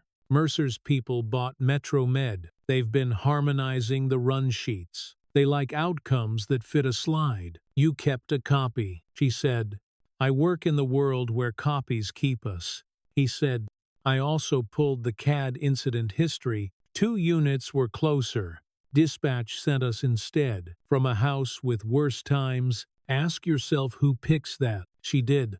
She saw the board letter.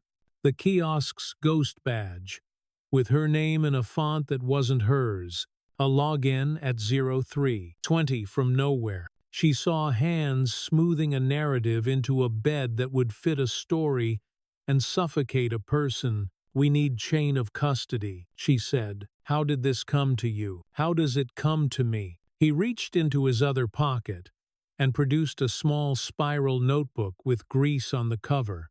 He flipped to a page and held it up. On the top line, in block print, Ortiz, Malachi EMS, 412721, 17 Peace Church rear steps, delivered copy of run sheet for call 28114 to Carter. Naomi witness. He stopped, glanced around, and saw that the only witness was a sodium light that might be subpoenaed for humming. "You sign," he said. "I sign. We each keep a page." She signed, and watched her name look like it belonged there. He signed with a hand that shook once and then didn't. He tore out the carbon copy and pressed it into the envelope with the run sheet. He thumbed the envelope edge flat like a wish. "They'll come for me if this surface is wrong," he said. It was not a complaint, it was time speaking.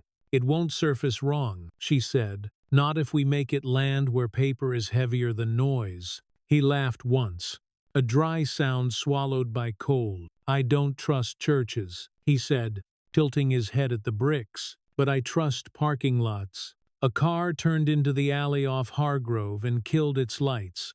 A beat too late. Both of them stilled. The car idled. A low animal grumble.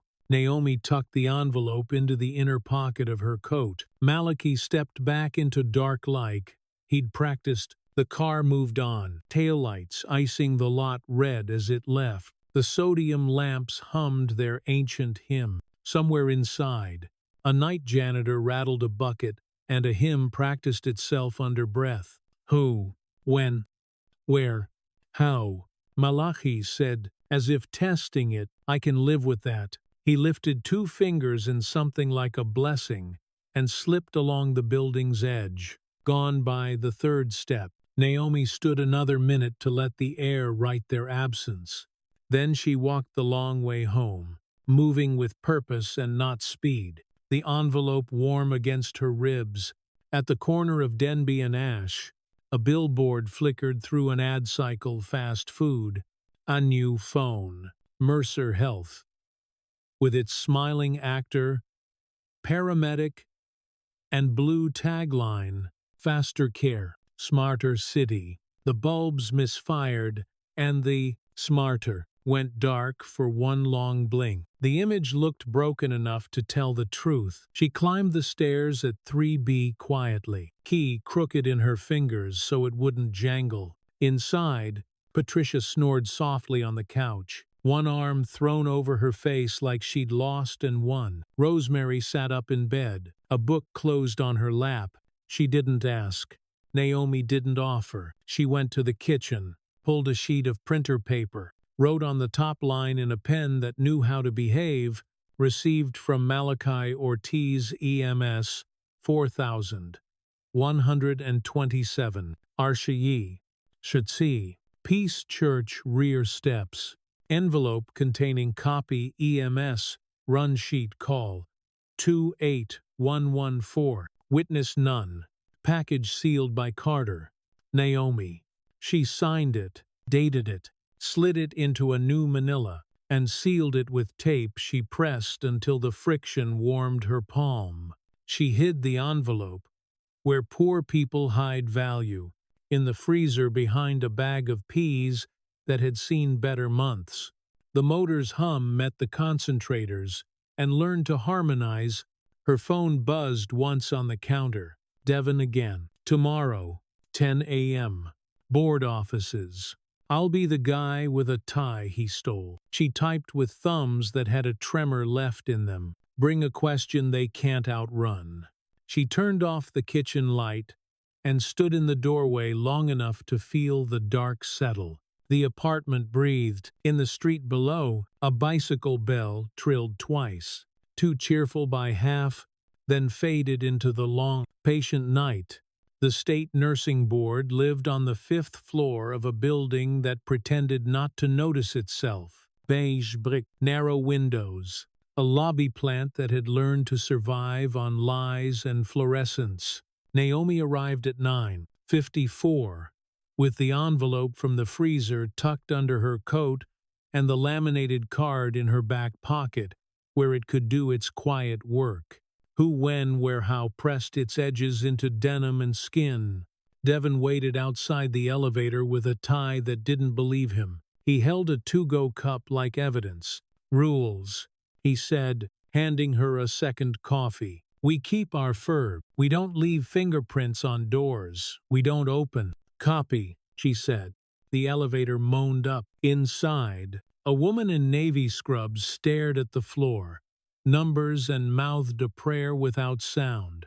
The doors opened on the fifth to a carpet with a pattern that never chose a direction. A frosted glass sign read, Board of Nursing Suite 502, as if branding had been disallowed by ordinance. The receptionist took their names without looking impressed and slid a clipboard across the counter like a test she already knew they'd fail. Naomi signed and noted her own pen pressure steady, and the ink's slight feather on cheap paper. A silver bell sat near the edge of the desk, its clapper catching a tremor of light. "Do you ring that?" Naomi asked. "Or is it decoration?" The receptionist's mouth twitched. "It rings," she said, "but it's more of a threat than a promise."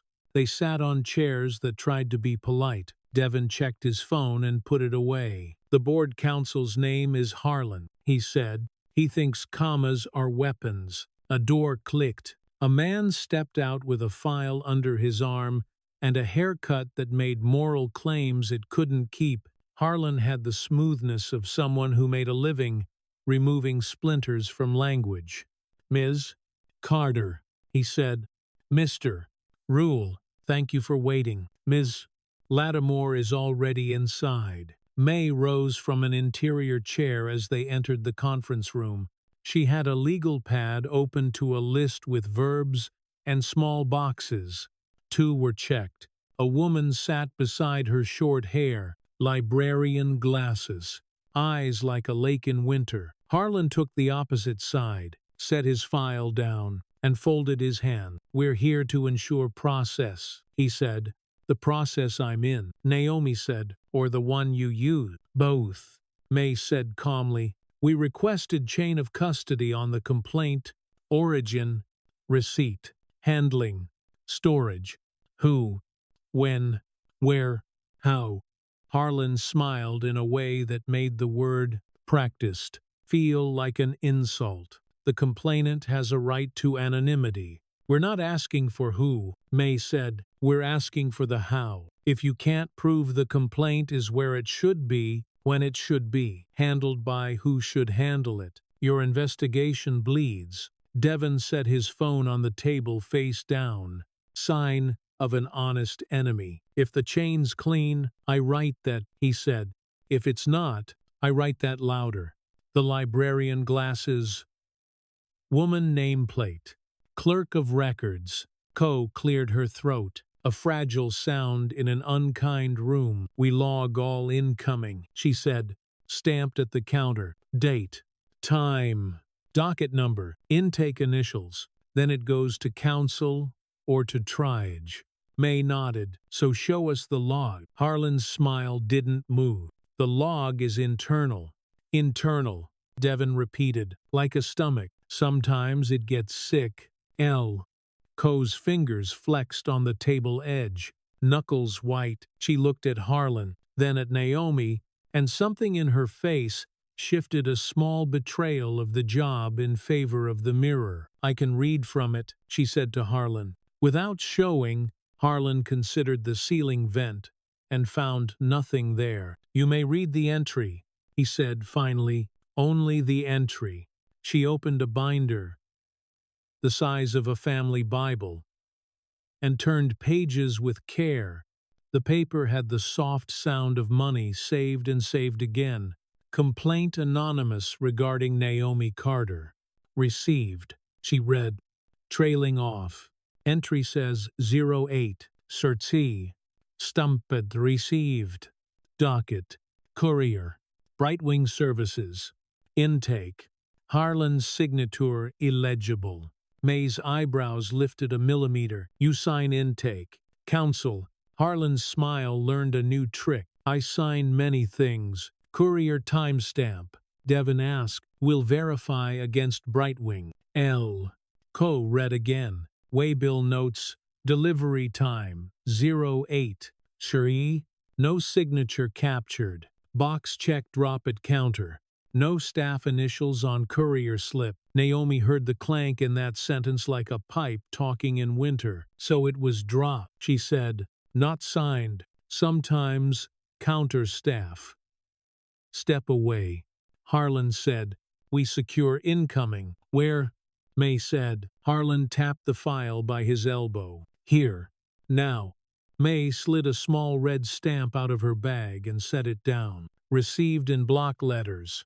She set a date wheel beside it. We'll need to view the envelope, she said. And the complaint's first page, you can redact the name if you wrote one. Harlan made a show of checking his watch. We're not in hearing, he said.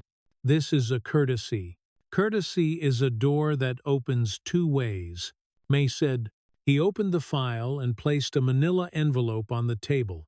Brightwing's logo grinned in blue near the corner.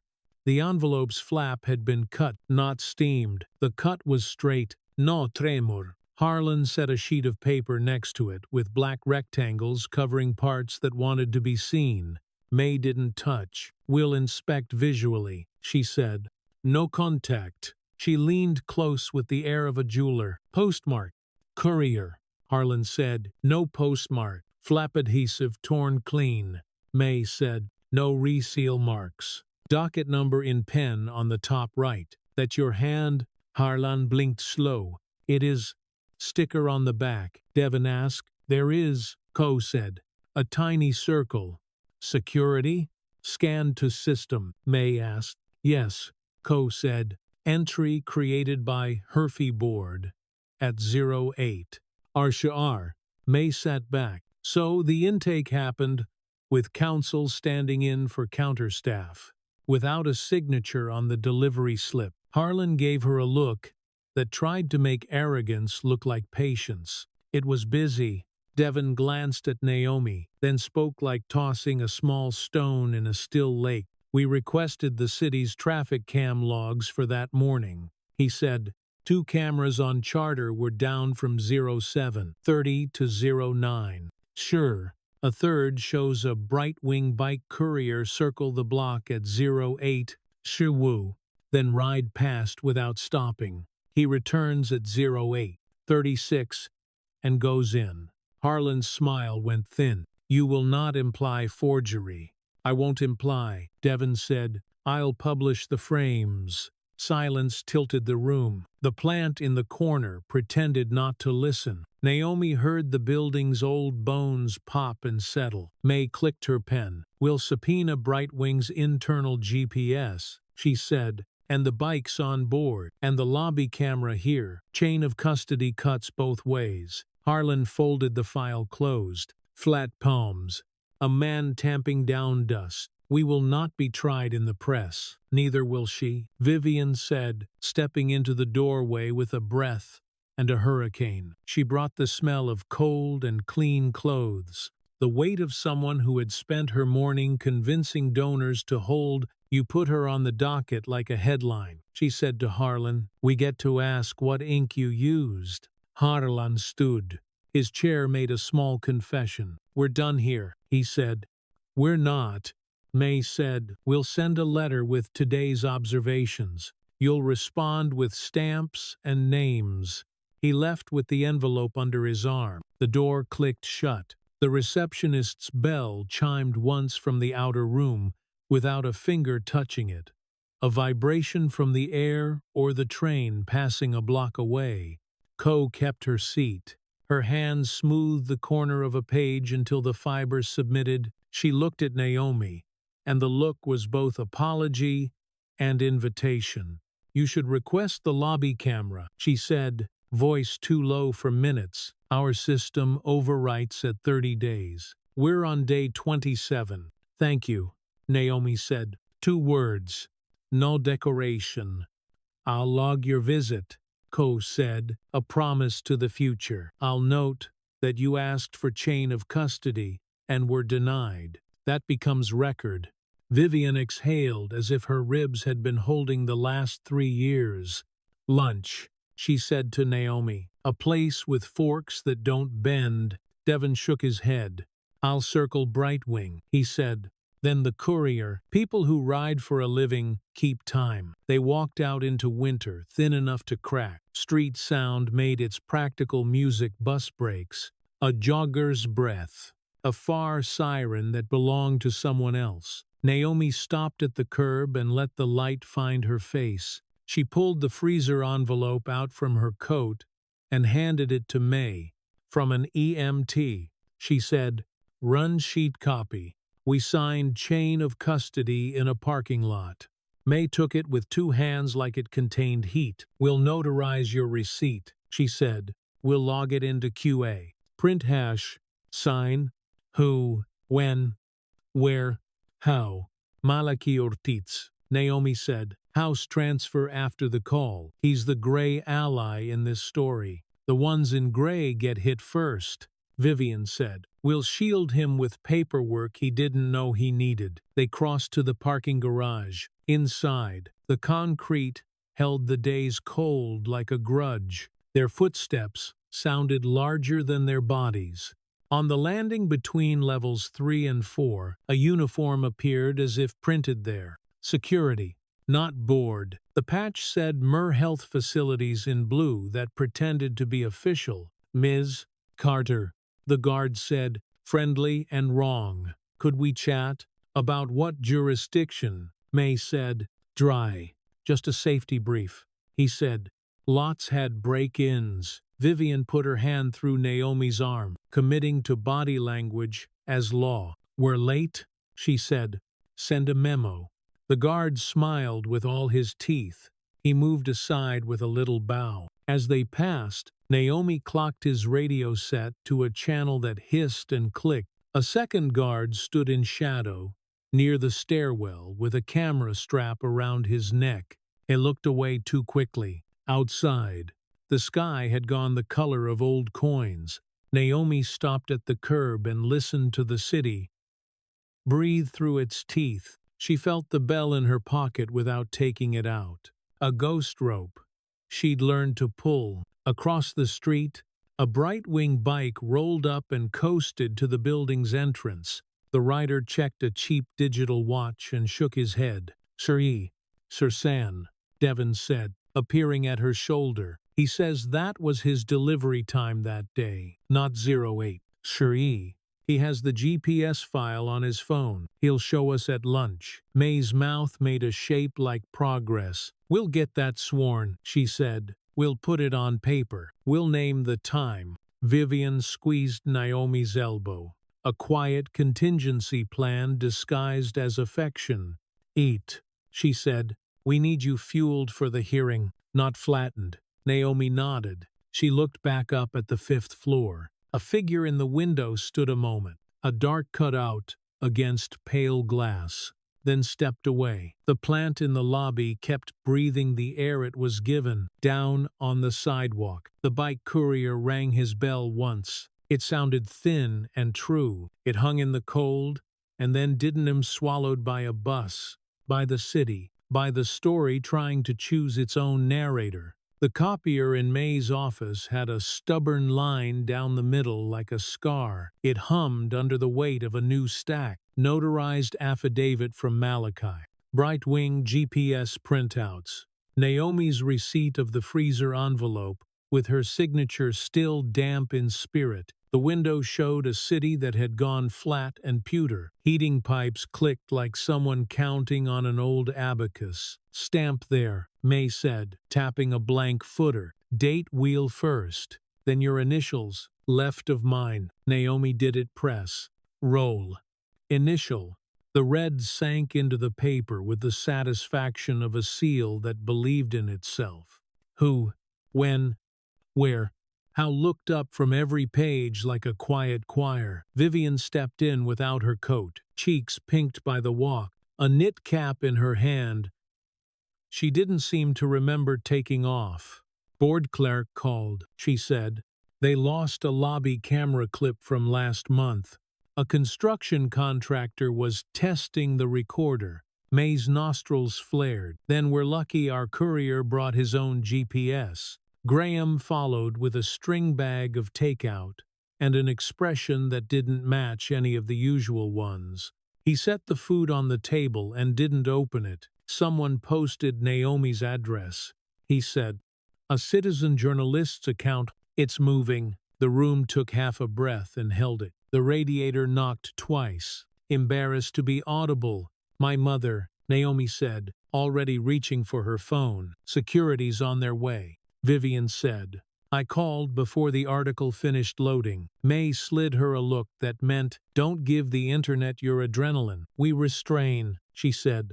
"We don't retreat." Naomi pulled up the building's cracked lobby camera from the app someone's nephew had set up for free and watched two men skate past the lens hoods up, hands deep, then re-enter frame, holding a pizza box as cover for curiosity. "They're tourists," she said. "They get bored easy." Graham finally opened the string bag. Noodles, the smell of garlic, doing what it knew. "Eat," he said. "Then we spring the trap." The trap was a document shaped like an apple. May drafted a letter to the board, formal, precise, a request for a records hearing. Then added a paragraph in a tone only lawyers mastered. "Please confirm whether any party unaffiliated with the board accessed the docket entry N2411137 metadata between 0800 and 1000. 200 on the date of receipt." She attached a sample index that happened to include a canary file, draft 911. Audio, summary, V0. Inside that PDF lived a benign string, a unique hash that would ping Thorpe's alert system the second anyone opened it from outside the building's network. "We're offering nothing," May said. "We're offering bait." Vivian pulled a plateless fork from somewhere like a magic trick and took a bite of noodles. "It's a sad day when bureaucracy is the only animal that still hunts," she said. By late afternoon, signatures had been stacked like bricks. May sealed 2 packets with gum tape and pressed each seam with the heel of her hand. "Notaries stamped." A courier came whose legs were built like chastity. Naomi watched the door close behind him and felt the air lift. Devon texted a photo from Brightwing's break room. The courier holding his phone with the GPS map, open blue dots marching in a line, time-stamped like hymns.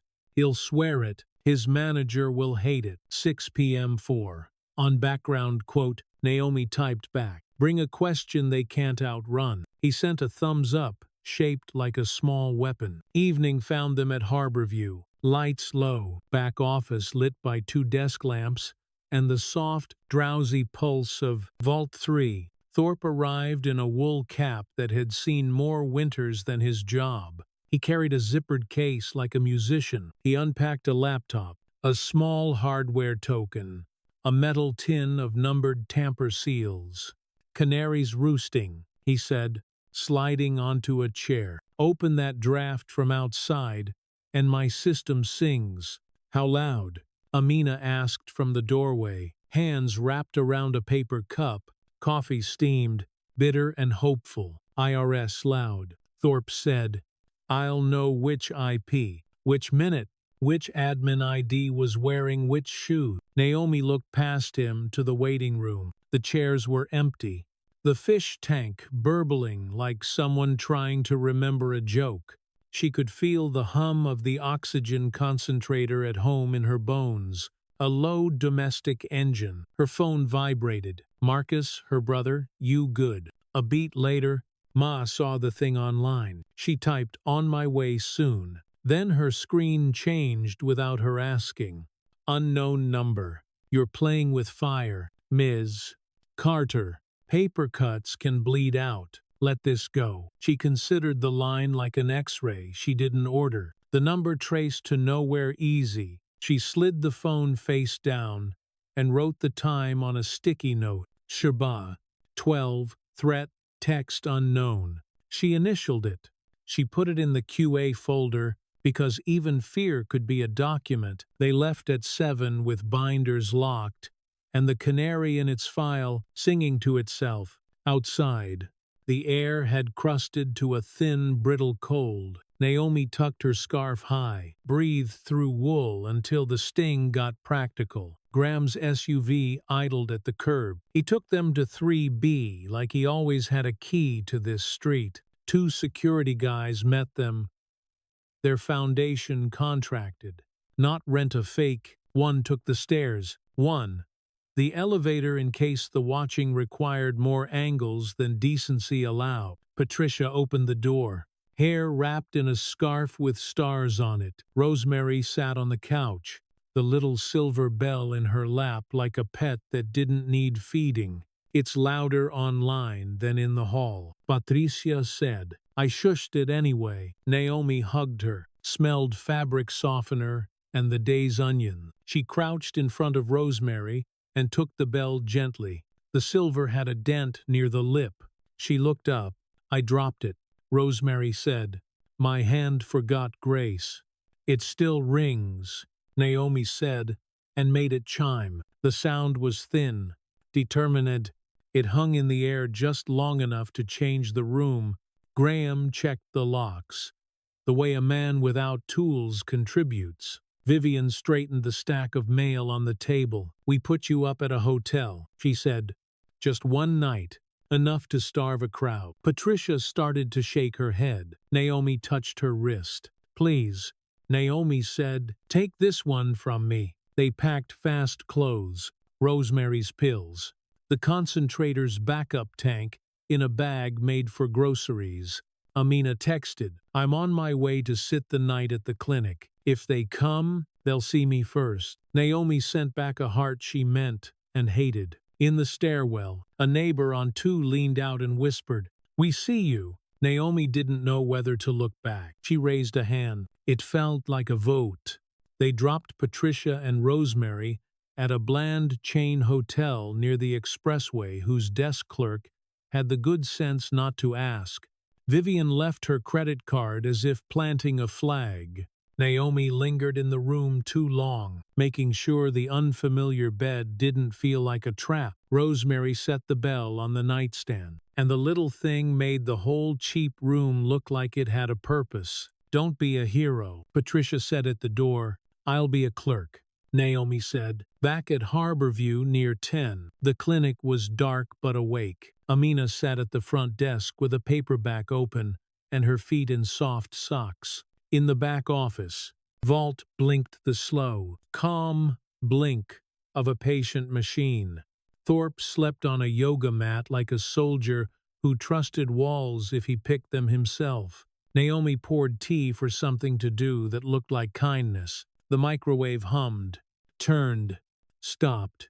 She stood with her palms on the counter and listened for the thing you hear when nothing is allowed to happen. It came at 10:43.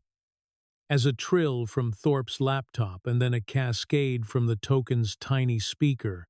He woke without surprise and sat up like a question being answered. Got one, he said, fingers already moving. External IP, City Hall range, VPN'd through a vendor, admin UID Herfy board. Guess who took a bite?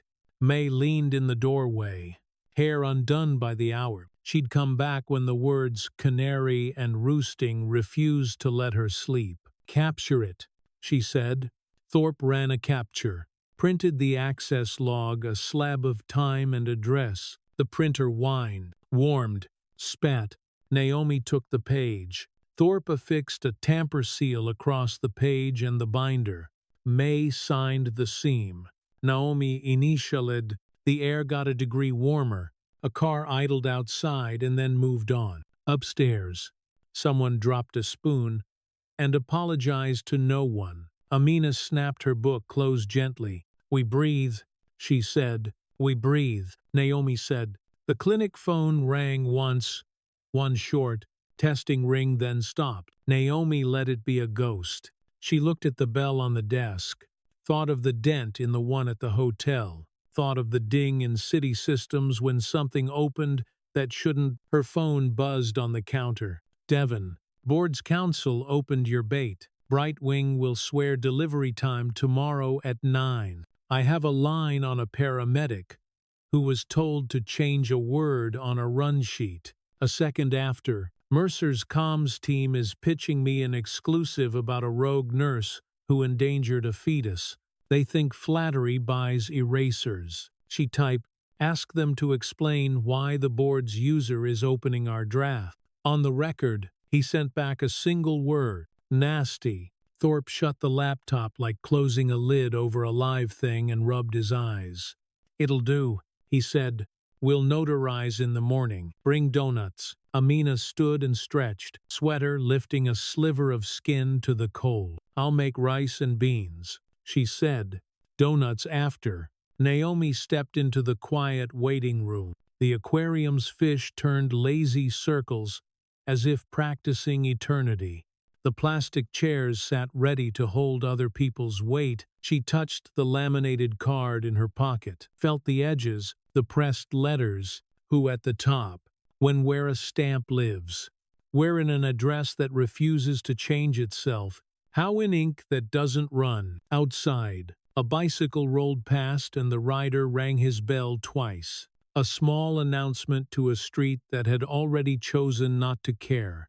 The sound came in through the glass, thin and real, and hung there just long enough to write a line only she could read. The hearing room had the acoustics of an old library and the temperature of a meat locker. Rows of folding chairs faced a dais where 5 placards waited like verdicts. The state seal frowned down from the wall. A cheap clock ticked in public. Naomi sat at the end of the front row with May, a slim binder on her knees, the laminated card under her palm, who when where how pressed a small faith through paper and skin. Reporters lined the back like a hedgerow. Devon threaded among them, Ty still pretending. He dipped his head once to Naomi, then posted up near an outlet. Charger coiled like a snake. To the side, 2 men from Mercer's comms team whispered with a woman in a jewel-toned blazer whose smile had practiced exits. Harlan, the board's counsel, arrived last, carrying a leather folio and the air of a man who expected rooms to behave. The board chair, a woman with square glasses and a square jaw, called them to order with a gavel that didn't need to shout. We'll proceed on docket N241137, she said. Counsel, your summary. Harlan stood, buttoned his jacket as if it were armor, and recited allegations. Unauthorized practice. Interference with EMS. Improper benefit. We will enter the complaint into record as Exhibit A. We will also introduce anonymized materials received subsequent to filing. May didn't stand. She slid a single sheet across the table toward the clerk. Objection to foundation, she said, voice even. Chain of custody defective on Exhibit A. We request a preliminary voir dire on receipt and handling. The chair's eyebrows made a small climb. Counsel, Harlan smiled like a man who had already written his own. Quote, the complaint was received by courier at 08. Suri. Stampte Oda. Shutsi. Docketed 08. Arsharar. Standard practice. May rose now, one finger on a page. We subpoenaed the courier's GPS, she said. It shows delivery at 11. Shursan. We have an affidavit from the rider, Devin Colson. Bright Wing Employee ID 4067. We also have lobby camera stills time-stamped 11. Shirar. 47. Showing the rider entering. Your log says 0 wheat. Shutsi. Your slip bears no intake initials. The envelope's docket number is in your hand. A murmur shuffled the back row. Someone's pen clicked its nervous Morse. The chair looked at the clerk of records. Ms. Coe stood. Her glasses were clean enough to make honesty a choice. Our log reflects 0 wheat. Shutsi, she said carefully, but the courier's slip lacked a signature. That's atypical. I advised counsel of the discrepancy yesterday. Harlan didn't flinch. Clerical irregularities occur.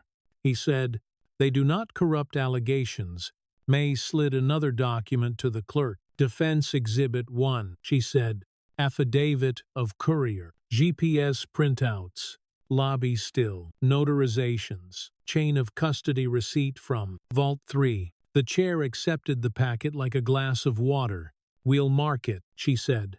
We'll also mark the board's envelope and complaint for identification only pending resolution. Proceed with witnesses. Harlan called an expert whose vowels wore private school. He talked about scope of practice and danger dressed as compassion.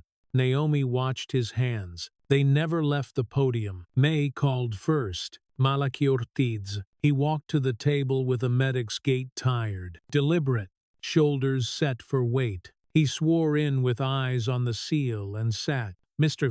Ortiz, May said, state your position and your house. Empt, he said. Metro Med. House 12 amperes until last month. Why the move? Administration said staffing needs, he said. It felt like something else. May slid him an exhibit. What is Defense Exhibit 2? Copy of our run sheet for call number 28114, he said. The car collision, prenons patient. Left lateral positioning on our arrival. Head wound controlled. Who controlled it? Bystander, he said. A woman. Knew what to say to dispatch. May nodded to the board. Note the line under bystander actions redacted. Mr. Lieber. Ortiz. Did that line once have a name? Yes, he said. Our original noted Carter. Harlan rose. Objection, he said smoothly. Speculation. Foundation. Foundation is in the chain, May said. Mr. Ortiz. Did you keep a contemporaneous copy? I did, he said, and held up a photocopy of his own copy. Chain of custody receipt stapled to the corner like a flag. May didn't touch it. The clerk took it with gloved hands. Who instructed the redaction? May asked. Supervisor said harmonization. He said Mercer's consolidating our charts to a single format. Names complicate stories. Harlan smiled with half his mouth. No further questions, he said, then couldn't help himself. Mr. Ortiz, are you disgruntled? Malachi met his gaze. Gruntled would be fine, he said. Laughter skated along the back wall and left without breaking anything. May called next, the Brightwing courier, a lean man with calves that had filed their own affidavits. He swore, sat, unlocked his phone. The GPS map went up on a screen, blue dots advancing like a prayer you could verify. Delivery at 11. Shasan, he said. No, earlier. I stopped for a flat at 08. 10, 2 blocks away. My app shows it. Harlan offered a tight nod, like conceding weather. The board's internal clock may have been off, he said. Devon coughed theatrically from the back. The chair gave him a look that assumed he could behave 5 minutes at a time. May didn't call Naomi right away. She called Thorpe. He carried a slim silver drive and a chain of custody envelope with a numbered seal. He swore and sat. Mr. Thorpe, May said, what is Defense Exhibit 4? A forensic access log from the Foundation's QA vault, he said. It records an external access to a draft file labeled at 10. Sushasan. Ons last night. The accessing user. Schmurphy. Board.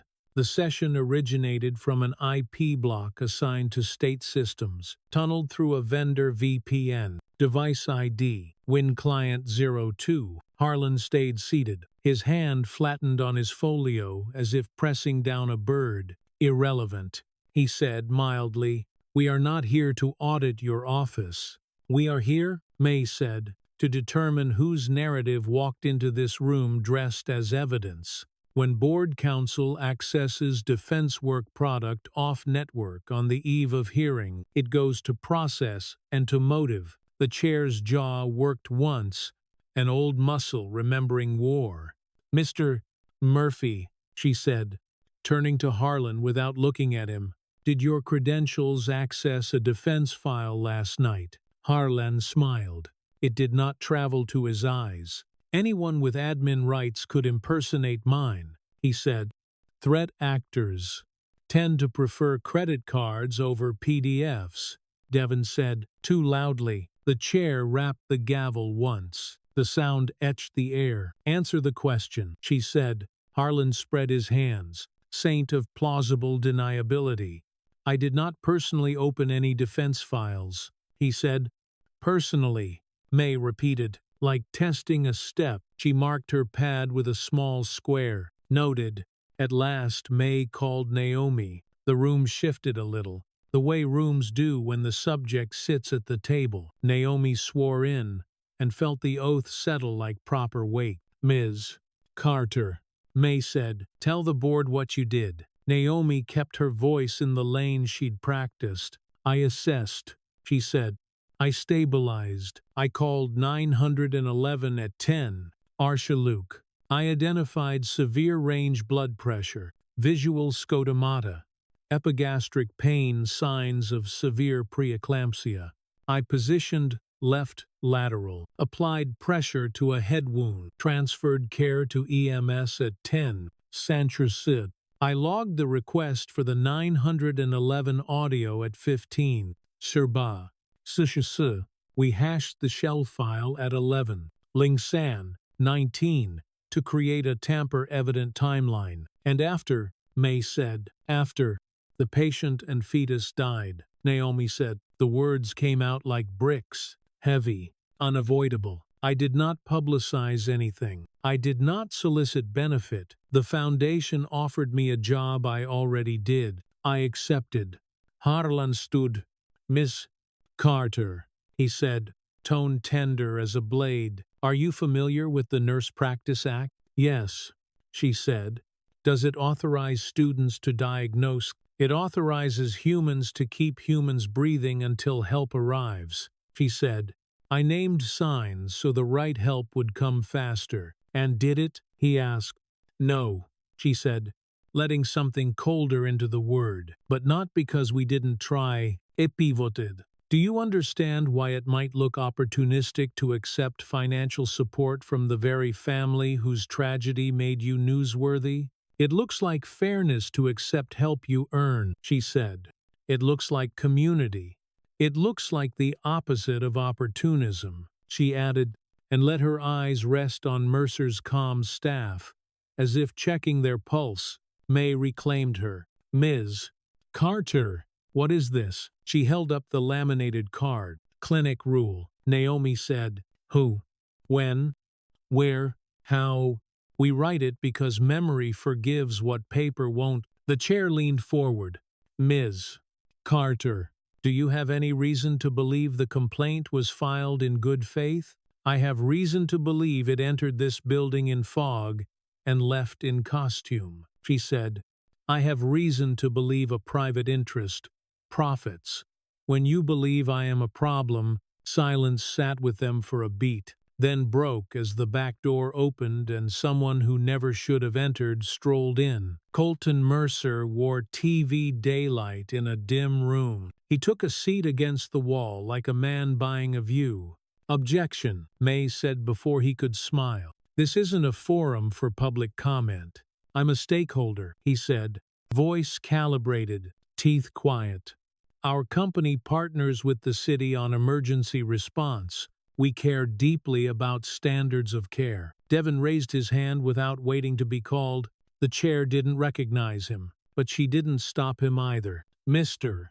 Mercer," he said, "on the record, why did a board admin open a defense draft from a vendor IP your company manages?" Mercer's head tilted. "The angle you used to pretend you didn't hear what you heard. I couldn't say," he said. "Our systems are robust. Robust often hides rot." Vivian murmured 3 chairs down. It wasn't under oath, but it was true. The chair gathered the threads with a hand that had gathered worse. "We will recess for 30 minutes, she said. "Counsel, approach. Mr. Murphy, you will produce a list of all users with access to your credentials and the vendor arrangements governing remote sessions."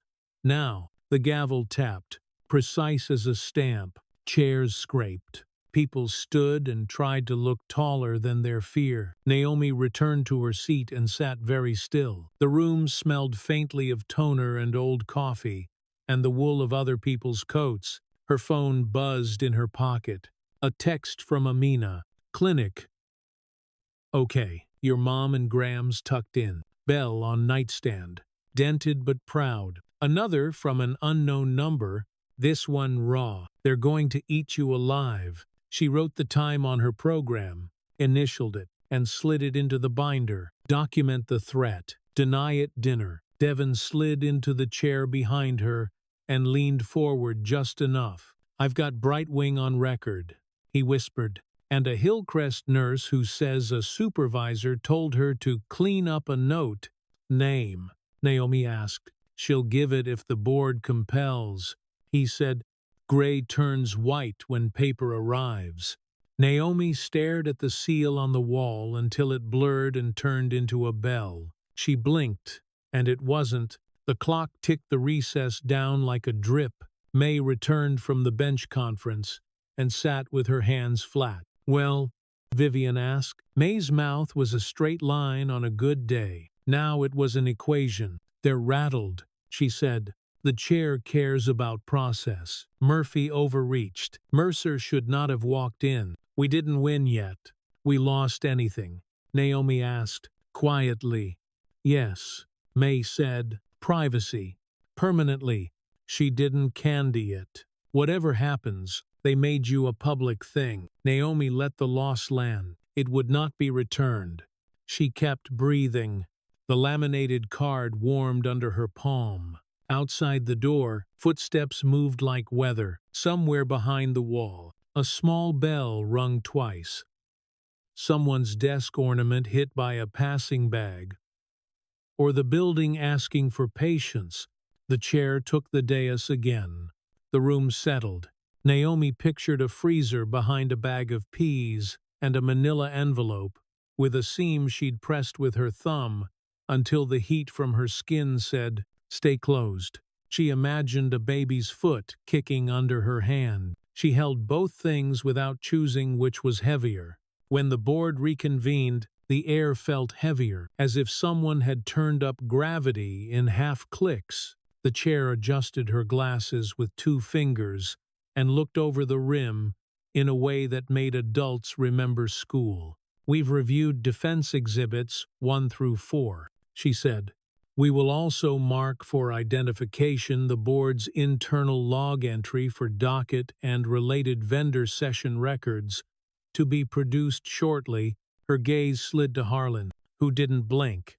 For the record, Counsel has indicated his credentials may be accessible by multiple administrative users.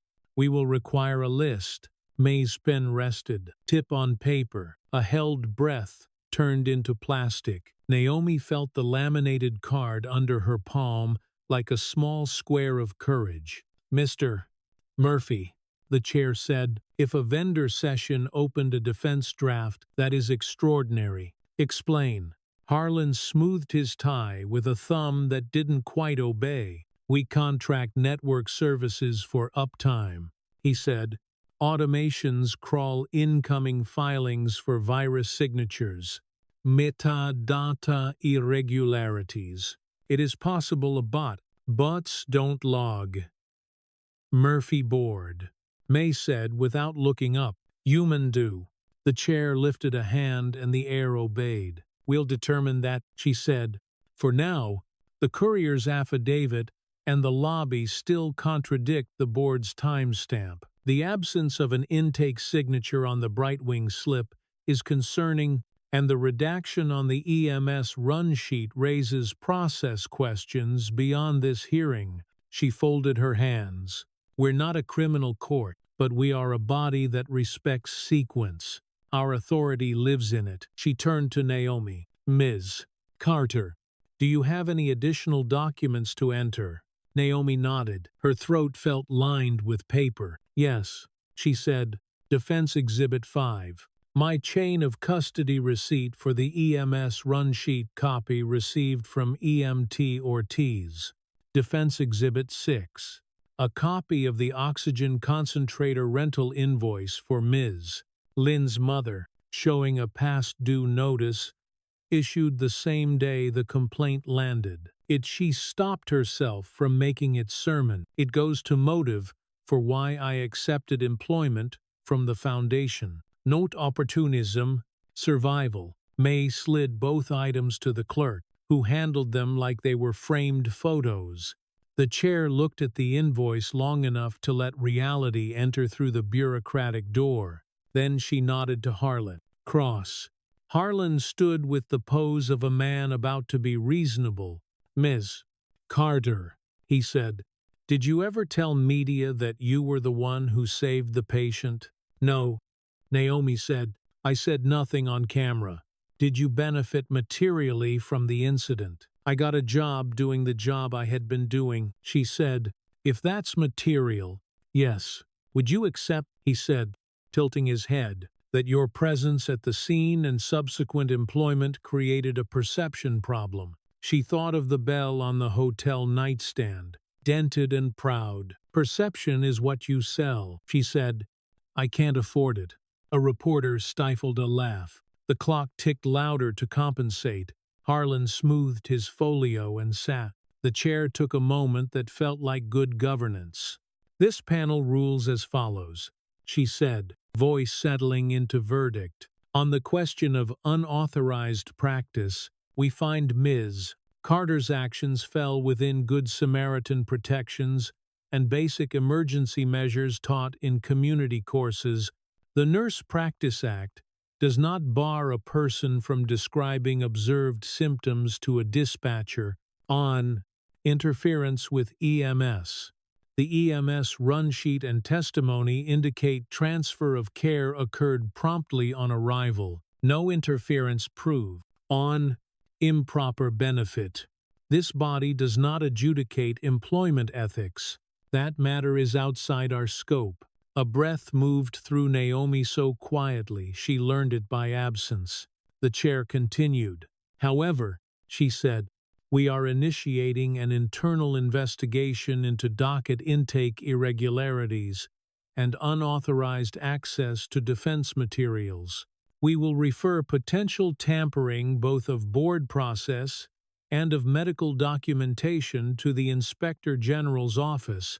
Additionally, we are issuing a request to the City Council's Health Committee to review vendor relationships for emergency services. Paper made a sound as May's fist closed on it. Vivian's inhale had an audible edge. Harlan's jaw set and then released. A man choosing a hill and then deciding against it. The chair wasn't done. Ms. Carter, she said, and there was something human in it now. We note your candor. We also note that public attention exacts costs.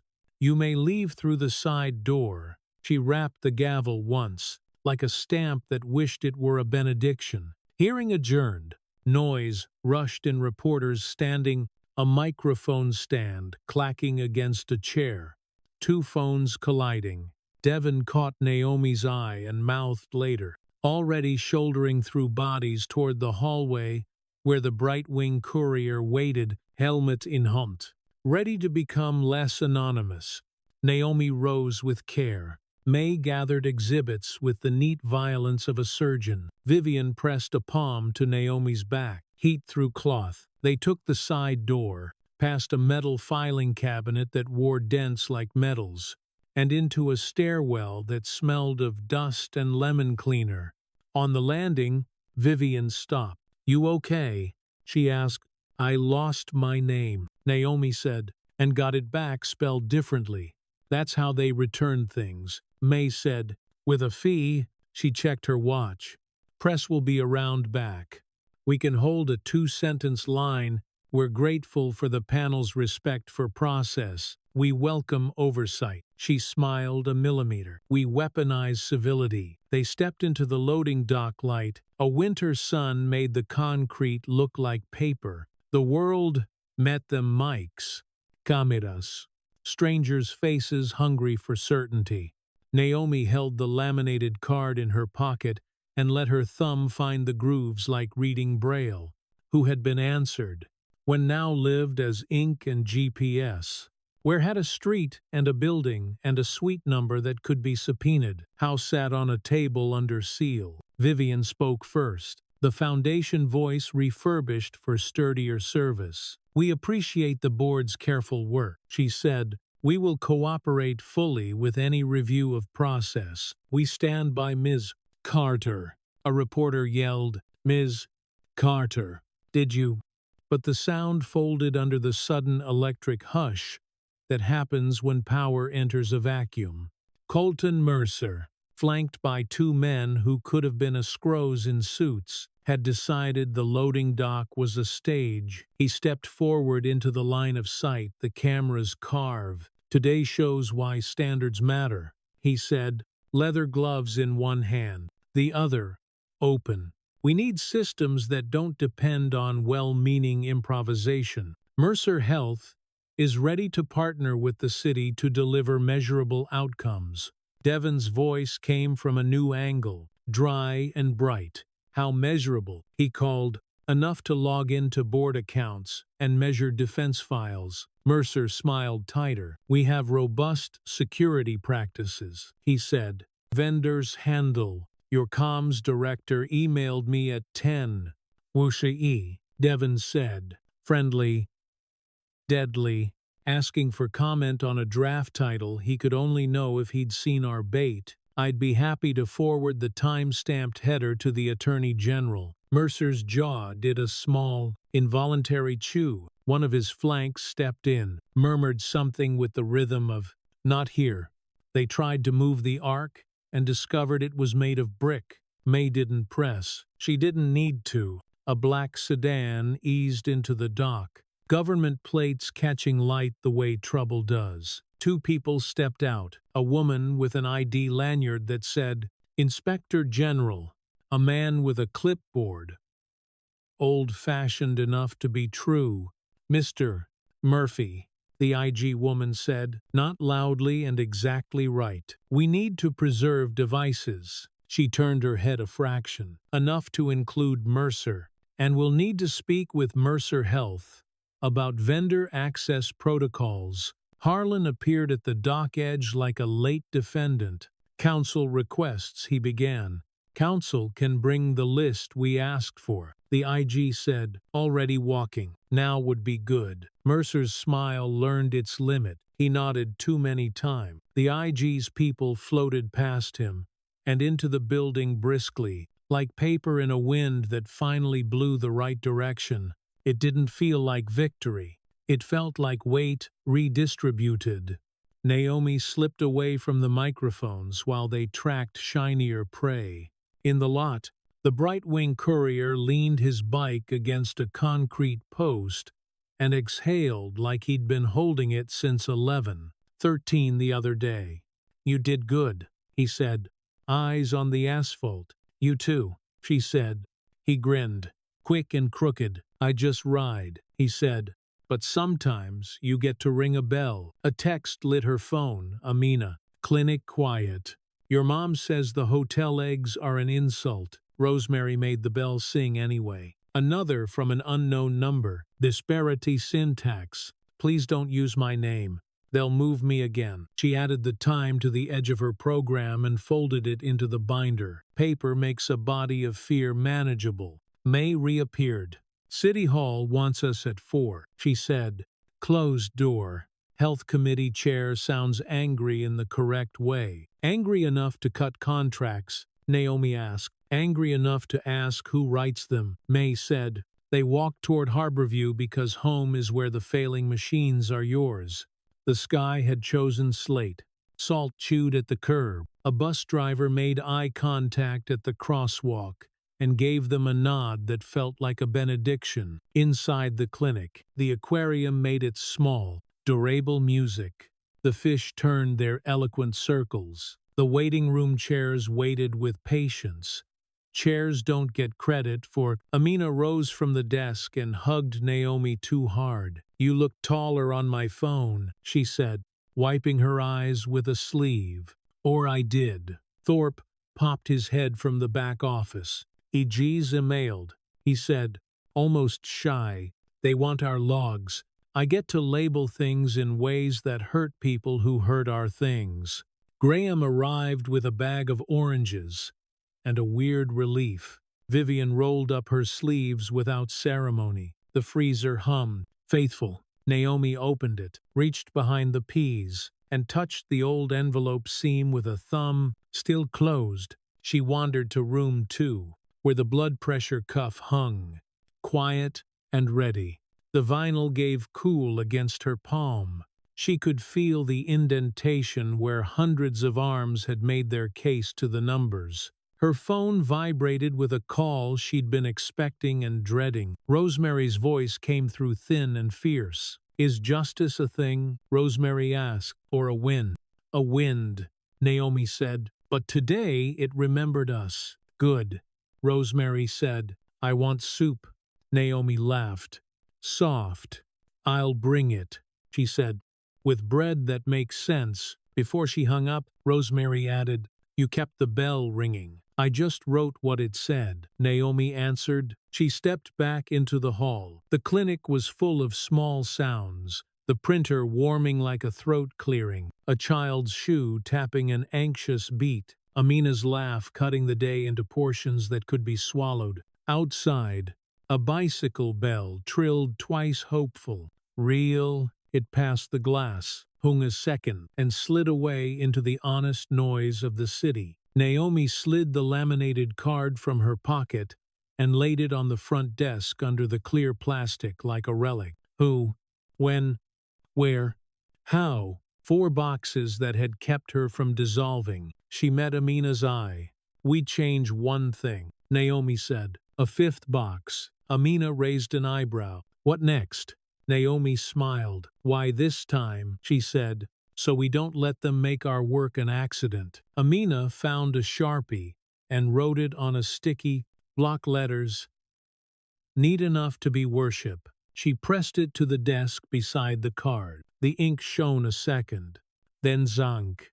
Late afternoon slid toward its clumsy dusk. Devon texted a photo of Mercer leaving the board with his jaw crooked and the IG's people in tow. "Hubris meets inventory." The caption read. Naomi tucked the phone away and moved to the waiting room, where a woman with a toddler needed a form explained, and a man with a cough needed someone to pretend his fear wasn't loud. She washed her hands. The water ran cold, then warm, then cooler again. The building's own small stutter. She thought of bodies and paperwork, of bells and bots, of losses you name, so they won't name you back. At the door, a delivery person appeared with 2 trays. Someone had sent soup. No card. Naomi carried the weight into the clinic, heat on her palm, steam fogging a second of the glass. She set it down, took a breath, and rang the tiny bell by the register for no reason at all. It chimed, thin, determined, exactly itself. Outside, winter breathed, and the city kept its imperfect time. Inside, the clinic filled with the simple grammar of care. The story would keep being told by people paid to bend it. Her job, she understood, was simpler and less forgiving. Keep the record, keep the breath, keep the bell ringing. At its heart, this story is about what happens when ordinary people decide that silence is no longer a form of safety. It reminds us that dignity is not given by systems, it's reclaimed, piece by piece, through truth, persistence, and the courage to stay visible even when the world prefers you invisible. Naomi's fight isn't just about a courtroom or a file, it's about learning that integrity means standing steady. While those in power shift the goalposts, justice here is not the thunderclap of victory, but the slow, deliberate act of keeping records, speaking fact, and refusing to let fear rewrite what really happened. For many of us, life presents smaller versions of that same crossroads, moments when we can choose ease over honesty, silence over consequence. But true gold doesn't fear fire. The fire, the scrutiny, the doubt, the loss burns away what's false and leaves what's essential. It's a quiet truth. Courage rarely looks heroic while it's happening. It looks like showing up tired, documenting the small thing, helping one more person breathe. This story invites us to ask what integrity looks like in our own corners of the world, and whether we, too, can ring that small, persistent bell when something isn't right. If this story stirred something in you, share what part resonated most. Have you ever stood up against something that felt too big or watched someone else do it with grace? Leave a comment, like if you believe small truths matter, and subscribe for more stories that balance tension with heart, injustice with hope. May your week bring peace, steady courage, and the quiet satisfaction of knowing you did not look away.